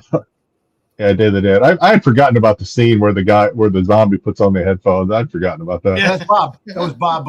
I had the alligator. You see that alligator? When they're walking in the city, the alligator comes down the stairs in like a deserted city. He just walks down the stairs, and you see the zombies come by and start walking. Yeah, that's enough. I need to go back and rewatch some of these whole things. I love the George Romero zombie movie. That's my Dawn of the Dead is what got me into zombies, man. Love them. They want some live feeds from the Toy Fair, Dom. It'll be pictures of Dom. That's all it'll be. I'm going. Well, my wife's not going. It's just me and my brother. So I'm going to be taking pictures. I'll take pictures as a video. I want to try to get some interviews with a couple of people. We got some interviews and going to see some people at the booths that we have. So it should be fun. We have some Goosebumps. We have some War. War. Oh yeah, any War fans in the watching the War? Yeah, listen, they have a song called "Fuck Texas." Did they? When I got sick, when I got freaking COVID for the first time, and I went to Texas. Oh yeah, I know you hate Texas. Yeah, I think you took COVID to Texas, but that's just no. I got COVID on the freaking plane. I was pissed off. Yeah, so you got it on the plane, not at Texas. 115-degree weather in Texas, hot. I was stuck in a hotel room. My wife went to a wedding we were supposed to go to. I'm in the hotel. What I'm hearing is, I'm hearing you're not tough enough for Texas. That's what I'm hearing. Fuck Texas. We got more Texas. We got more Texas Chainsaw Massacre. Listen, tough with Texas. Listen, come to New York City. If you're not New York tough, you're not New York. You're not tough anyway, son. Remember that. No. I ain't going to New York. Yeah, see, you're scared of New York City. I've been everywhere. Once I get places know me now. I've been to New York, and I'm like, I ain't going back. Yeah, because you're afraid. And lastly, we got True Romance. I feel like I should know what True Romance is, and I can't. Oh my god! Come on, I love that movie. And number one, they made a Drexel. They made a Drexel action figure. It's one of Gary Oldham's best roles as Drexel. Oh god! So I will be buying that Drexel action. Christopher Walken and Dennis Hopper had one of the best dialogues sitting there talking. Man, that's great. Man. I can't place it. I don't know. It was written by Tarantino, and they took his name off of it. But it's a good movie. Such a good movie. Great cast. And we have more Terrifier. We have some Bozo. We have more Return of the Living Dead, Tar Monster, Tar Zombie. We have Toxic Crusaders. Oh, they coming out. Remember the original Toxic Crusaders toys that came out? Yeah, I remember the cartoon. Mm-hmm. The cartoon was the fact that they made. I mean, Jedi has now watched some Trauma features. The fact that they made a children's cartoon out of exactly. We talked about that. We had that. Yeah. Freaking toy lines that became toy lines and kids' cartoons and for movies that are rated R. It's crazy. And I believe that's it. Shut up and take my money. That is it for collectibles this week. Excellent. So, what are we reading this week? Dominic, you actually had some entries. All right, listen, so I'm going to be honest. So I've read Transformers, man, and I'm telling you, man, the Energon universe is it's fantastic. You know, Robert Kirkman is bringing this Transformer book along, and you know, and I'm telling you, I'm digging it. So this issue actually, last month, you know, the battle, so you have General Flag is now working with Optimus Prime, and they got things going on. You got the factions of the Decepticons that are Thundercracker, that's part of the Autobots now. Soundwave is captured by the Autobots, and you got that going on. Megatron is giving speeches and going crazy because he's being controlled by some entity that because he had a bad his head was he was feeling a lot of pain in his head last issue. But this story goes where RC gets the mantle of Magnus. So Ultra Magnus is a title. So basically, Ultra Magnus gave the mantle of Magnus to RC, and she got an upgrade. She got an upgrade to a. So this is our upgrade right here. So she's now a Magnus. So she got the upgrade, and well, before that, you got Mask. That's actually part of the G.I. Joe and the Transformer universe now. And Miles Mayhem was captured last issue, and he escaped by having some kind of nanosuit. And he shot some kind of a toxic acid, killed everybody, and then got his chopper, took off. So that's heating up. But the one thing that was really cool about this book, man, dude. So Optimus Prime had RC give the roll call of all the Transformers that were all the Autobots, and one was missing. Trailbreaker was missing. So he was out wandering out in the wild and saying to himself, you know what, this place is worth saving. You know, Earth, protecting it from evil. Other than a hand comes behind him, rips his skull off his face. Around? Oh. So a hand came around, ripped his face, his skull apart, tore him apart. Fucking Megatron, dude. Megatron just tore his head apart and then proceeded drinking his friggin' Energon and took a spark. And this is the most demonistic Megatron ever, man.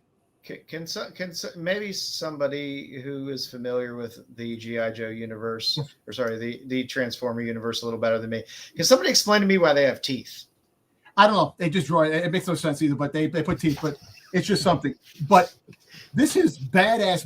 This Megatron is fucking awesome, man. I fucking love it. So the issues are heating up, and I just wish there was more. You have to keep waiting every month, but hey, it is what it is, man. The anticipation. So they can make the S sound. I don't.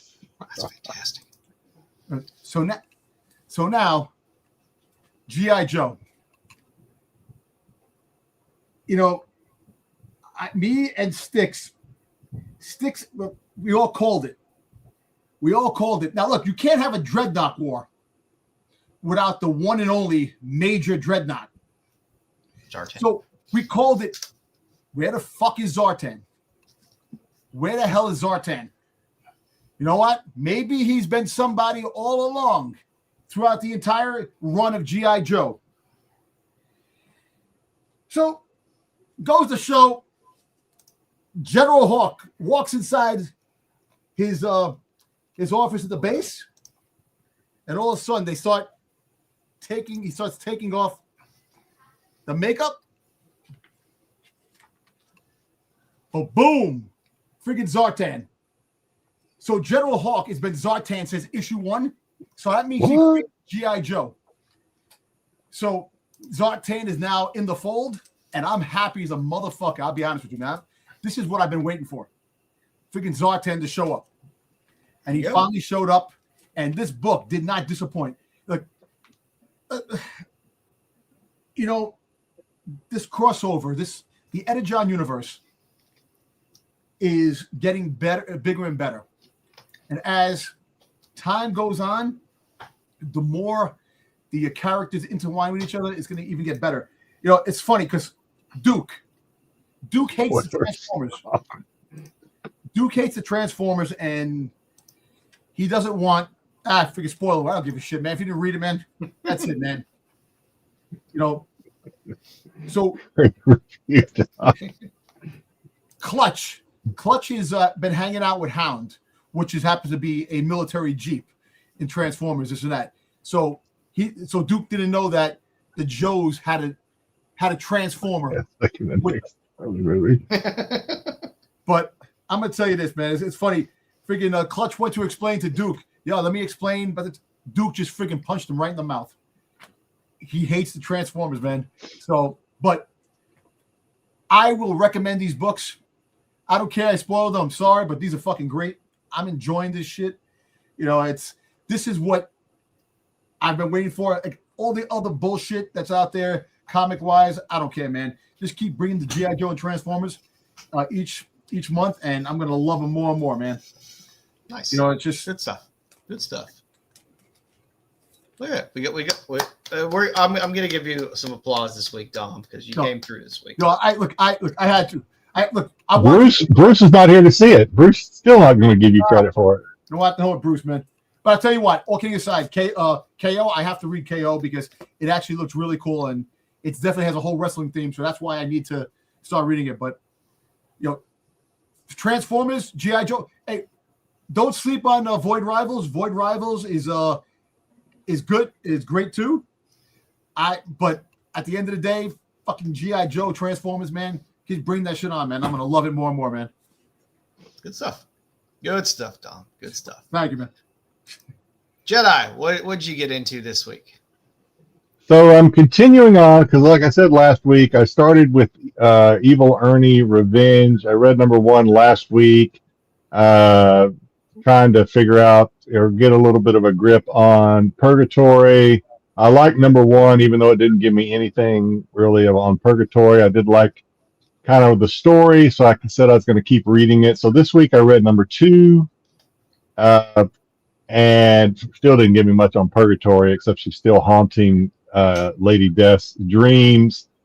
And there's still, you know, the government, I guess, if you will, is still the government task force. What's left of it is still trying to stop Evil Ernie from turning the entire continental United States into The Walking Dead. Basically, he's already turned the entire East Coast into The Walking Dead. So, so he's doing that because he thinks he's pleasing Lady Death, who in his mind is his girlfriend or something like that. So, basically, they're trying to stop Evil Ernie. So that's it. I mean, we're talking about a 20-something-year-old comic book, so I'm not really gonna go into too big detail about it.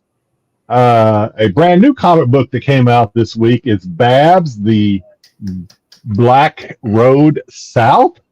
Did you read this, Joe? I have not read this current volume of Babs, which just started. Now, I did read last year's volume that came out. I did not. So this is the first time I've ever read Babs, and I have to say, I did not like it. I don't think I'm going to keep reading it. So, but when I told you that, when I put this on the slide, you got happy, like, oh God, I'm so glad, like, oh wow, you read this, good. And I was like, I didn't want to say anything then because I wanted to save it for the show. I don't know if I'm going to keep reading this. I have not picked up this volume. I enjoyed the first volume. I like Garfield stuff. It could, yeah. So I'm glad you said that because that reminds me. Yeah, one of the reasons I picked this, for one, it was a number 1, and I said, okay, I'll start with a number 1. And I saw there was Garth Ennis. I'm like, okay, so this is going to be, you know, Garth Ennis has some pretty gory, you know, mature content, and I thought this might be not. I mean, not yet anyway. I mean, Babs is a female barbarian. It started off kind of funny. It had some funny stuff. It's more humorous than it is gory. Yeah, there was some funny stuff, and then it could just be that I read this. It was the end. It was the end of a long day, and actually, it was like very late at night when I read this. It could have just been that I was tired, but I just did not like it. Maybe I'll give it another shot. But basically, you have Babs, who is. I did like that. I get spoilers, so I'm sorry if anybody plans on reading this, but I won't go. I did like that she, as a small child, a redheaded like boy ruined her sandcastle, and some nun, I guess that was her caretaker, said that don't cry, wait wait and get revenge, rip his arms off and shove it up his ass, basically. Nice. And so she waits like 20 something years until she's fighting the same person in the arena, in the barbarian arena or whatever, and she's fighting the same person, and this redheaded barbarian recognizes her, like, hey, what up? And next thing you know, she's ripped his arms off and shoved it up his ass. And the crowd's like, ooh. But anyway, and she wins. So basically she wins all this money, but then she goes out partying with her friend. They end up sleeping with some orcs, and the money gets stolen, and they're trying to track down this money, which is leading them down the Black Road South or something. And it's a road she swore she'll never go down again. And that's where issue 1 ends, with them getting ready to go on this journey. But I don't know, maybe based on it's Garth. It's based on you said you liked it. Maybe I'll give issue 2 a shot. Maybe I was just tired. Who knows? But I enjoy reading Conan, and I enjoy reading Red Sonja. Yet I still like this because it's just a funny take on the whole kind of barbarian style. It was it's definitely not a serious storyline at all. No. Danger Jane. There's some good one-liners in there every now and then in Babs. There's just some. There'll be a couple panels in there that are like, yep, that'll hit you right. So Danger Jane is a Kickstarter that just came out with number 1. I haven't got I bought it and backed it because of this cover, the Jervakis cover. I have the digitals out, which I've read. I still haven't got the physical copy, but I did get the digital, and I read it. Basically, Danger Jane is it's an old canceled action TV show where she is like an action star. It got canceled. She's now a stunt director. She's still very sexy. She gets lured by a young actor into a relationship which lures her into basically, oh god, I don't even know how basically she's being enticed. She gets an offer to go to some island by some rich guy because he bought the rights to Danger Jane, and he wants to start doing Danger Jane again on this island. But before she leaves, she's contacted by the FBI, and the FBI want her to be their mole because this guy that owns the island and is doing this is a bad guy. We don't really know what they've done yet, but they're a bad guy, and they want her to go in and be their informant and be their inside person into whatever bad stuff this bad guy is doing. So that's where we are now. What everybody is curious about, or what everybody wants to know, is where does this fall on the Vanya Lost Warrior scale? This is an adult, mature comic book. Where does it fall? Falls just below. Now, I would say this is a triple X comic book. It did have a pretty explicit sex scene in this comic book. I would say just below, because while there was a explicit sex scene, it was not an orgy. So, but there was a pretty explicit sex scene which she had with the young actor that ended up leading her to this guy that's relaunching Danger Jane. All right. So, yeah, but there was a very explicit sex scene in this as well. So probably more to come in Danger Jane 2, I would presume. But yeah, I back this because of the Javakis cover. But That's there is a story. It's a good There is a lava lamp story. cover. It's a very good cover. Yeah. Yeah, I like it. But yeah, that's it does have a story. We'll see how good it is. And but like there's a story wrapped around a lot of sex, probably. Yeah. There we go. Yeah, that's what we expect out of most of these books. Yeah. So at least there's something. That's good. This week I read Sweeter Gwen, Captive of Bondage Manor. This is a fantastic Eric Stanton little tome. The story wise, very, very interesting. You basically have a weird smarmy bad guy, Dastardly. Again, this book was made quite a long time ago. And he gets into some trouble with some bad investments. So he teams up with Count Baroness and Gaga, which are two brunettes that are mistresses. And they're going to try to get some quick money. And Sweeter Gwen is working on her farm, and apparently there's a mine on her farm, which leads to many, many riches. So they're going to go attack her, and basically every other page is a reason for bondage. So all the whole book is them constantly tying up Sweeter Gwen to try to get information out of her kind of weaseling out of it, and then them tying her up again over and over. You later find out that she does have a treasure map to the mine that she didn't know that was tattooed on her ass by her father, which was kind of weird. And they couldn't find that after they tied her up the first time? They eventually find it, but they find the map, but the Gaga accidentally spears her with a hot iron and right on the tattoo, so they can't find it.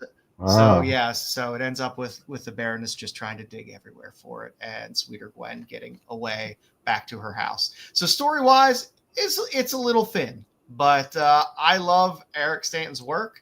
Ditko used to work with him a lot, doing like inks and stuff for a lot of this stuff with the Sweeter Gwen. But the art itself is absolutely fantastic. Some hair pulling for the age. The art is absolutely great. All of the stuff in here is hilarious. Again, you have to read it with kind of a Golden Age comics kind of sensibility in terms of the way the stories are written, but they're good. They're good. It's some pretty funny stuff. And the art is fantastic. These stories don't interest Tom. There's no robots and no Zartan. Just a lot of bondage. Knowledge. I'm listening. I always listen. So that's what I ended up reading this week. Again, it wasn't really much of a read as much as it was staring at pictures of girls tying up other girls and wrestling around. So that's nice, man. So that's about next time I give a review of one of my Kickstarters, I'm going to say, and Zartan, and Dom's going to be like, what? Yeah, huh? Or you can say you take some thread and you wrap it around the girl's nipples and you tighten the knot. Oh, that'll do it. Damn, I just learned a lot about you that I really didn't really need to know. I do have a to be recommendation.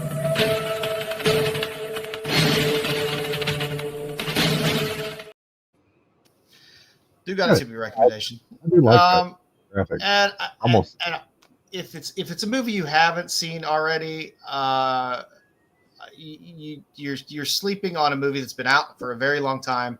It's a very, very good movie. I had to choose Ronin.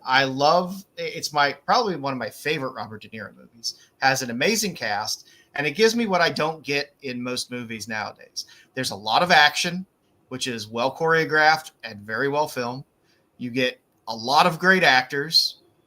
You get a great story, which you rarely get anymore, that keeps you guessing throughout the story, which is also fun. So it has everything in it, and has some of the best stunt driving around as well. Some of the best car scenes since Bullet are in Ronin. So I would highly recommend opening up Tubi. It's free, don't cost you nothing, and enjoy watching Ronin. It's one of the few movies where Robert De Niro doesn't really necessarily play Robert De Niro, so that's nice. You talking to me? It is going. Yes, Sean Bean's in it. Ronin is good. This is De Niro's in it. Jean Reno's in it. Stellan Skarsgård's in it. And the dude from the what's the movie with Natalie Portman? Jean Reno. Yeah. But yeah, it has a great cast. It's a really cool movie, good story, good acting.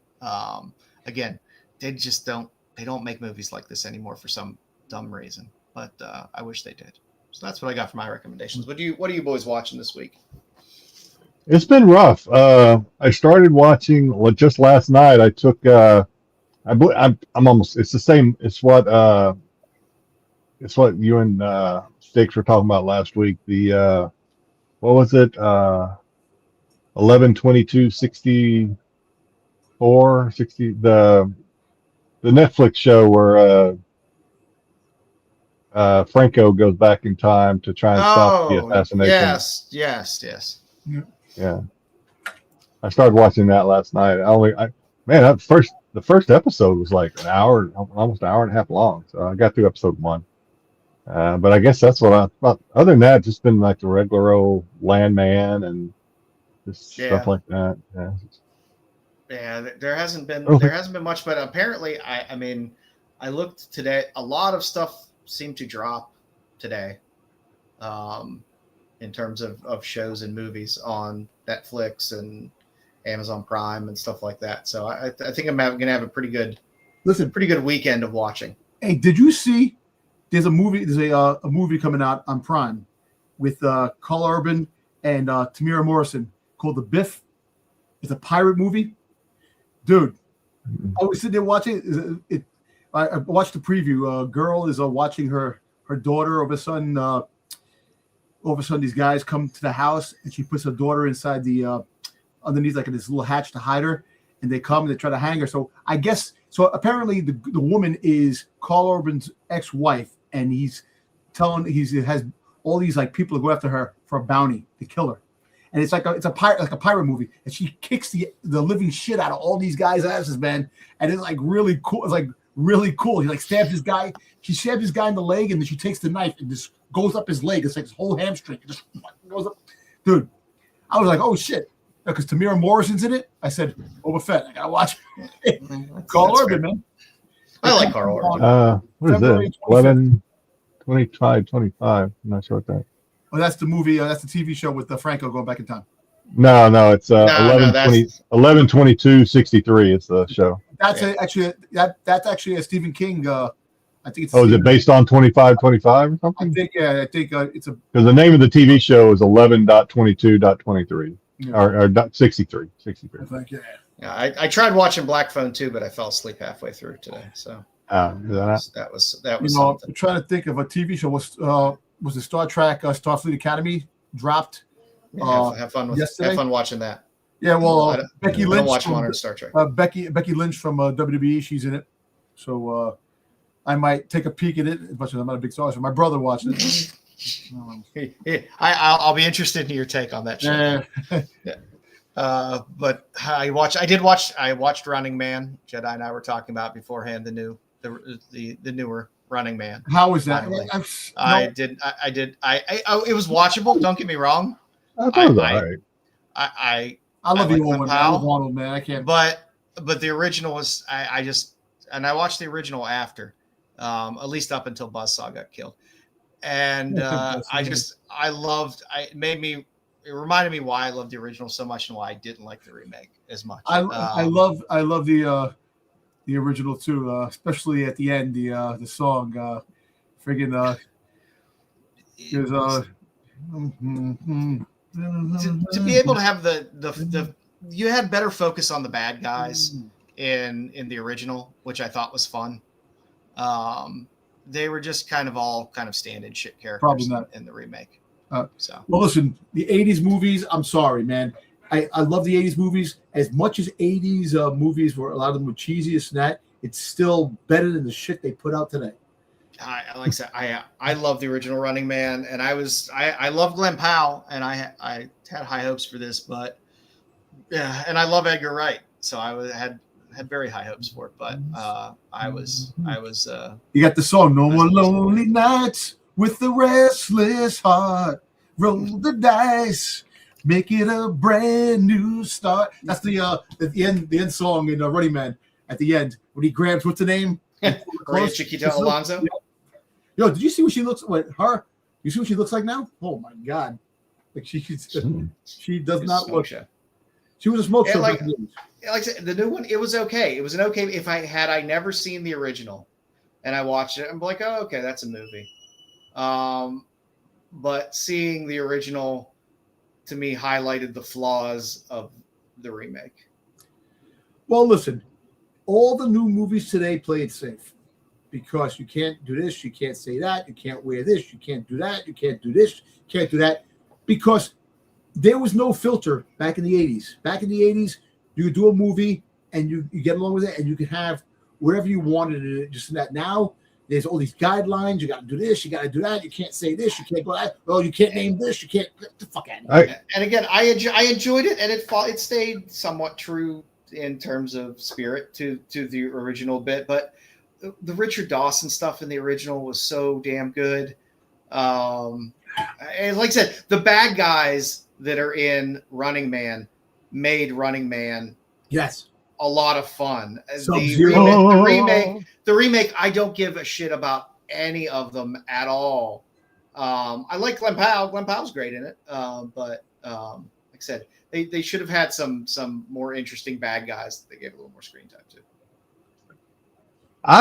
I did not like. I didn't really like the. Did we talk about it? No, I don't think I watched it before last week. I didn't really like the new Toxic Avenger. I didn't like it as much as I liked the original. I didn't like it as much as I was hoping I was going to like the new one. I did enjoy Elijah Wood in it. He always makes me laugh. Yeah. But yeah, overall it just Elijah had Wood. What? for how crazy the original was, and edgy the original. I was like, dude, I'm telling you, Good Lord, what is that? Styx coming from the chili phone. Is he laying down? What is he doing? Oh, not laying down. How come you guys are still on? Yo, what are you freaking making wood shop with his glasses? We're under 2 hours. What are you talking about? Oh my god, it's like 11:30. Yeah, doing some carpentry sticks. I know, right? I got the big glasses on tonight. You got the glasses. You are late. You're not laying down right now. You look like you're laying down. On my couch. Oh, you look like Charles Nelson Riley with those glasses. Lord. Yeah, you my cravat. I turned the TV on. I'm like, I'm gonna watch the qualified. See what you got those old man Beyonce glasses. Yes, Dinklage was Toxie in the Toxic Avenger movie, which was fine. I like I said, I watched it. I didn't dislike it, but I wanted more out of that movie. But I did watch One Battle After Another as well, Terry. Which was it was an okay movie. Yeah, I haven't watched much at all. All I know is I turned on your show and Dom was already still ranting. I thought it was like an hour rant. No, it was good. Dom read books this week. Styx, I'm very uncomfortable with this angle of you. It's just not. There you go. I don't know if that's better or worse. Was it 25 years of Lord of the Rings? How was Lord of the Rings? It was good. It was not my first time my son saw it, but it was the first time he saw it in the theater, so it was good. Oh, was it just that movie, or was it all the movies? Or it was just Fellowship tonight. Tomorrow is Two Towers, and Sunday's Return of the King. Oh, you guys are going back? He's got something to do tomorrow, so we're gonna go only on Sunday. I'd have something to do as well. No, he already had something pre-planned before we got the tickets. So Yeah, that's too fine. long to spend in it. I mean, I've seen him 100 times, so that's fine. It is fun to see something on big screen, though. Yeah, it was the theater was packed. I mean, there was only like maybe one seat. Well, I mean, if you've already got the tickets, Dom will drive up. Go with you. Yeah, come on up, Yeah. Tom. What's up? Only up to Syracuse. I can imagine Dom about halfway through a Lord of the Rings movie. Oh, me? I'll be fucking asleep. I'm sorry. I'll be out. Listen, What are they doing? Why are they running? Why are they walking all the time? man. My wife went and saw the. My wife went and saw the new. What's it called? Housemaid? The new Sweeney movie. Which one? Oh, Housemaid. Housemaid. Housemaid. Yeah. She went and saw it with her girlfriends. Any nudity? And well, I didn't know anything about it. She came home. She goes, "That was pretty good." And I was like, she showed her boobs. She goes, "Yeah." She had like a big sex scene. I was like, Okay. write that down. There you go. It'll go. Be streaming. Yeah. She knows what makes her money. Exactly. Ain't Hey, the acting. the new season of Euphoria, she's supposed to be doing OnlyFans. She's like in a freaking bunny outfit or some squirrel outfit. She got some kind of freaking. It's just hard to watch. Shit. It's exhausting. I saw something about I think it was fan made about it had Sweeney and who was the other one, and they were doing like a Gilligan's Island thing. Was that fan made? Yeah, it gets fan made. That was fan made. Okay. Well, she actually has a movie with Anna Well, Diamas, whatever her name is. The oh yeah, I saw that movie. Yeah. No, it's out already. I right? watched it. It's with Vanessa Kirby, Anna de Armas, and her. But it's based on a true story. Is it based any Sister Sisters action? No. Oh, no. But it's based on this crazy German guy that went down to like the Galapagos Islands. It ain't so much that Dom did that, but somehow he made the sound like, I don't know, how'd you do that? Hey. I didn't see his lips move. I'm talented, man. Very talented. The Anna de Armas in that movie, even though she plays a despicable character, is quite choice. But she's the winner in that movie of her and Vanessa Kirby and Sweeney. Sweeney's very homely in that movie. Well, listen, they sold me a bill of goods of those three being in a movie, and yeah, it's not that kind of movie. They flim-flamed you. Well, listen. So on Sunday we were talking about in the Star Wars show. So they had the most beautiful people. The most beautiful people that David Reed is good. died for 2025, right? So I was talking about it, and you know Marco, how Marco acts. Who's that girl right there? Why does she look like this and that? And I'm like, dude, amen. That's Sydney Sweeney. Oh, she's not pretty. She's at this. So they had global ranking crowns. Anna de Armas, the 25 most beautiful star, ahead of Margot Robbie, Scarlett Johansson, and Cynthia Erivo. Listen, when you have her, right? As Anna de Armas is number one in my books. And then look what. Why is she in this? Why? She looks like Nosferatu. I'm sorry. I'm sorry. Ban me. I don't give a shit. I'm sorry.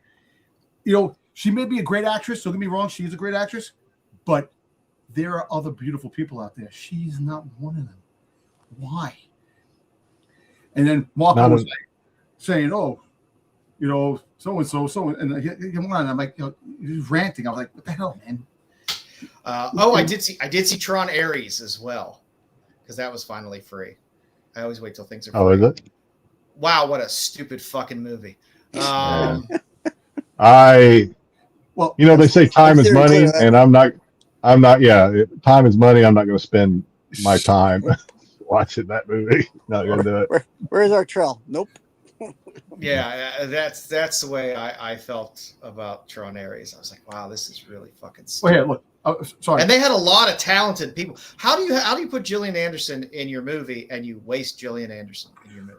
That's just how is Leonard, the freaking what's his face? Jared Leto, always making movies bad. He was fine. He was fine in it. I had no problem with Jared Leto. I had no problem with him in Morbius. I don't necessarily have a problem with him acting, but man, that movie was. I mean, I should have known better. The first two Tron movies were pretty fucking stupid. But I think Jared Leto just has this stigma about him that no matter what he does, people are gonna say that he sucks at it. It's just something about it. Like he's gonna be Skeletor. I didn't hate him as the Joker personally, but people said he sucked. I actually liked him. But now He-Man's coming out sometime in the next few months. He's Skeletor, and hopefully he does that part. His acting was fine in Tron Ares. I got it. It made sense, whatever. But they had a lot of decent actors in that movie. But I don't know, maybe just the whole concept of Tron is just too dumb for me to take seriously. Man, it was not good. Watch the whole thing. I will always watch. I'll never shut a movie off. If I invest at least the first 15, 20 minutes into a movie, I will watch the whole thing no matter how bad it is. You know, the visuals in that movie were friggin' awesome. And the visuals were cool and the effects were cool. When we were in San Diego, when we went to San Diego, me and my wife, they had a whole bunch of street bikes advertising Tron Ares in the street. And they were friggin' neon orange, and it was like nighttime. It was like really awesome. I taped the whole thing. I taped them as I was going down the street. Freaking awesome. I agree. Morbius was far better than Madam Web. Hey, did you see? Okay, so there's two things. Sony considered giving Disney and the MCU. They can use the characters, all the Spider-Man characters. That they're going to be doing that, and Netflix just secured the rights to all the Spider-Man movies. How is that possible? If Disney Plus, if Disney owns the rights to Tom Holland Spider-Man's internet, how can Netflix take all the Spider-Man movies and secure the rights?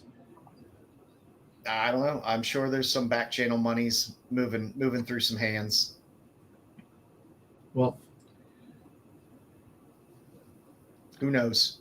I don't know. That whole Sonyverse versus Marvel versus Netflix does. Read the full article. Netflix. I read the full article. Netflix secured the rights to the movies.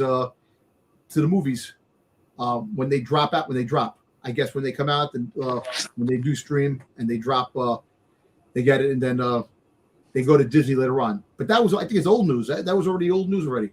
But the Sony considering giving the characters to Marvel to use to finally open up the character catalog, which is awesome. Bruce only lurks in the chat to give shit when he waits for Dom to say something just so he can like call Dom out. Bruce should shut the fuck up and put a pickle in his mouth and leave me alone. End the story. Okay, now that's better. All right, Styx.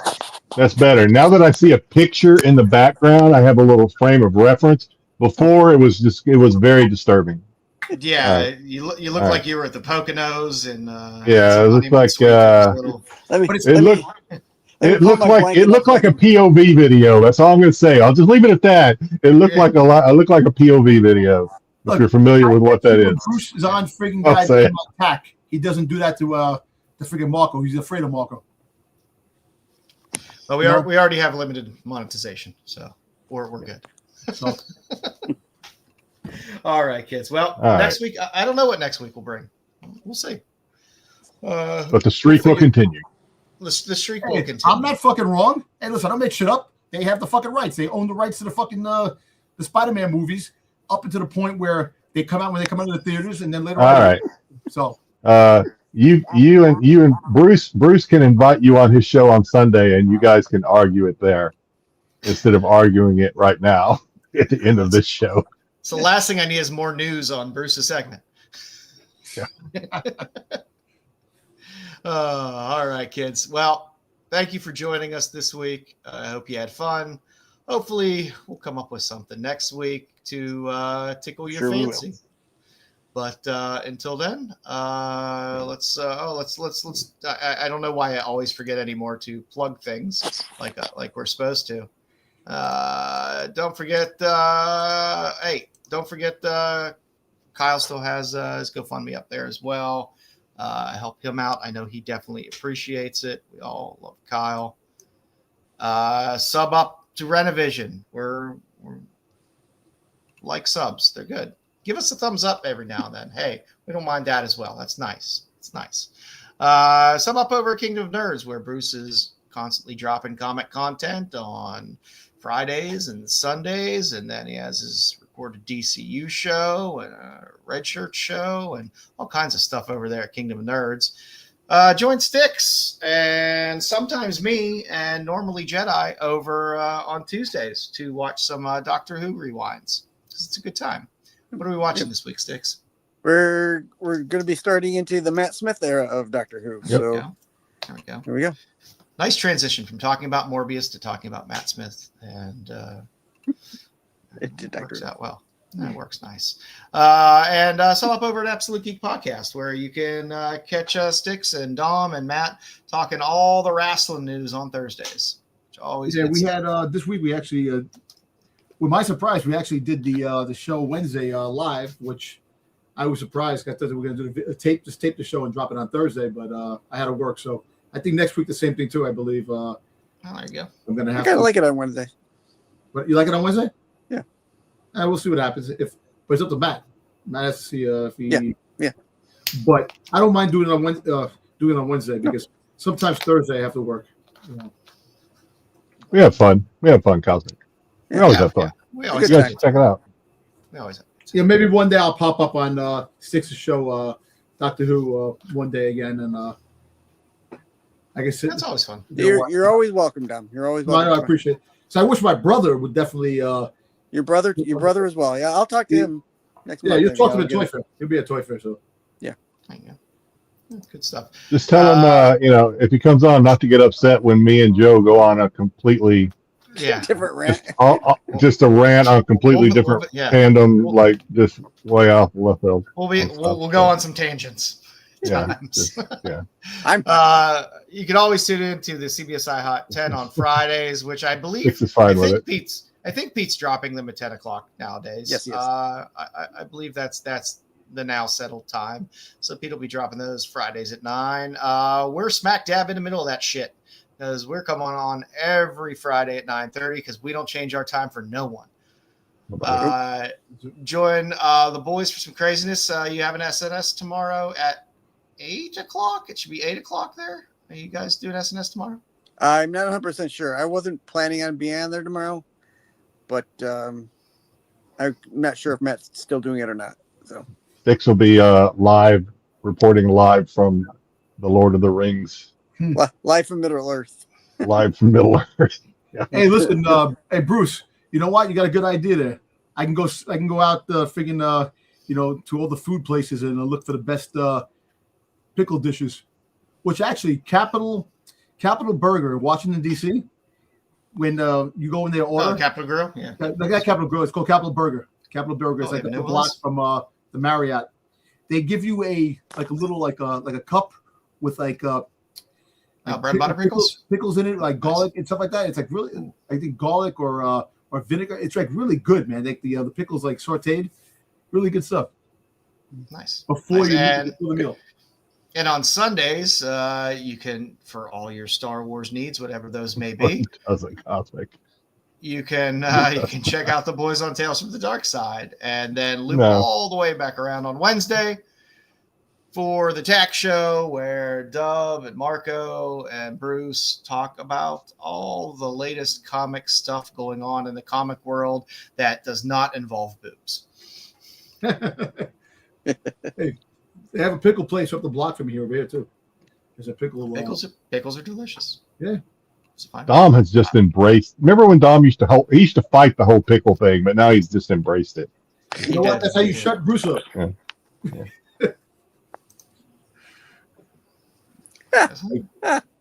There we go. You got to embrace it. You got to love it. So, all right, check out all the fun shows that we got throughout the week. Pete's always dropping his shorts in a non-sexual way during the week with all kinds of great segments that are out there as well. So a lot of stuff out there, kids. Have a great weekend. Safe weekend. Stay warm if where you're at it's cold like it is here because the temperature's been dropping and it is frigid. We're supposed to be getting snow over here sometime, I think. Snow now. Yeah. So stay safe, kids, and we will see you again next week. The qualified.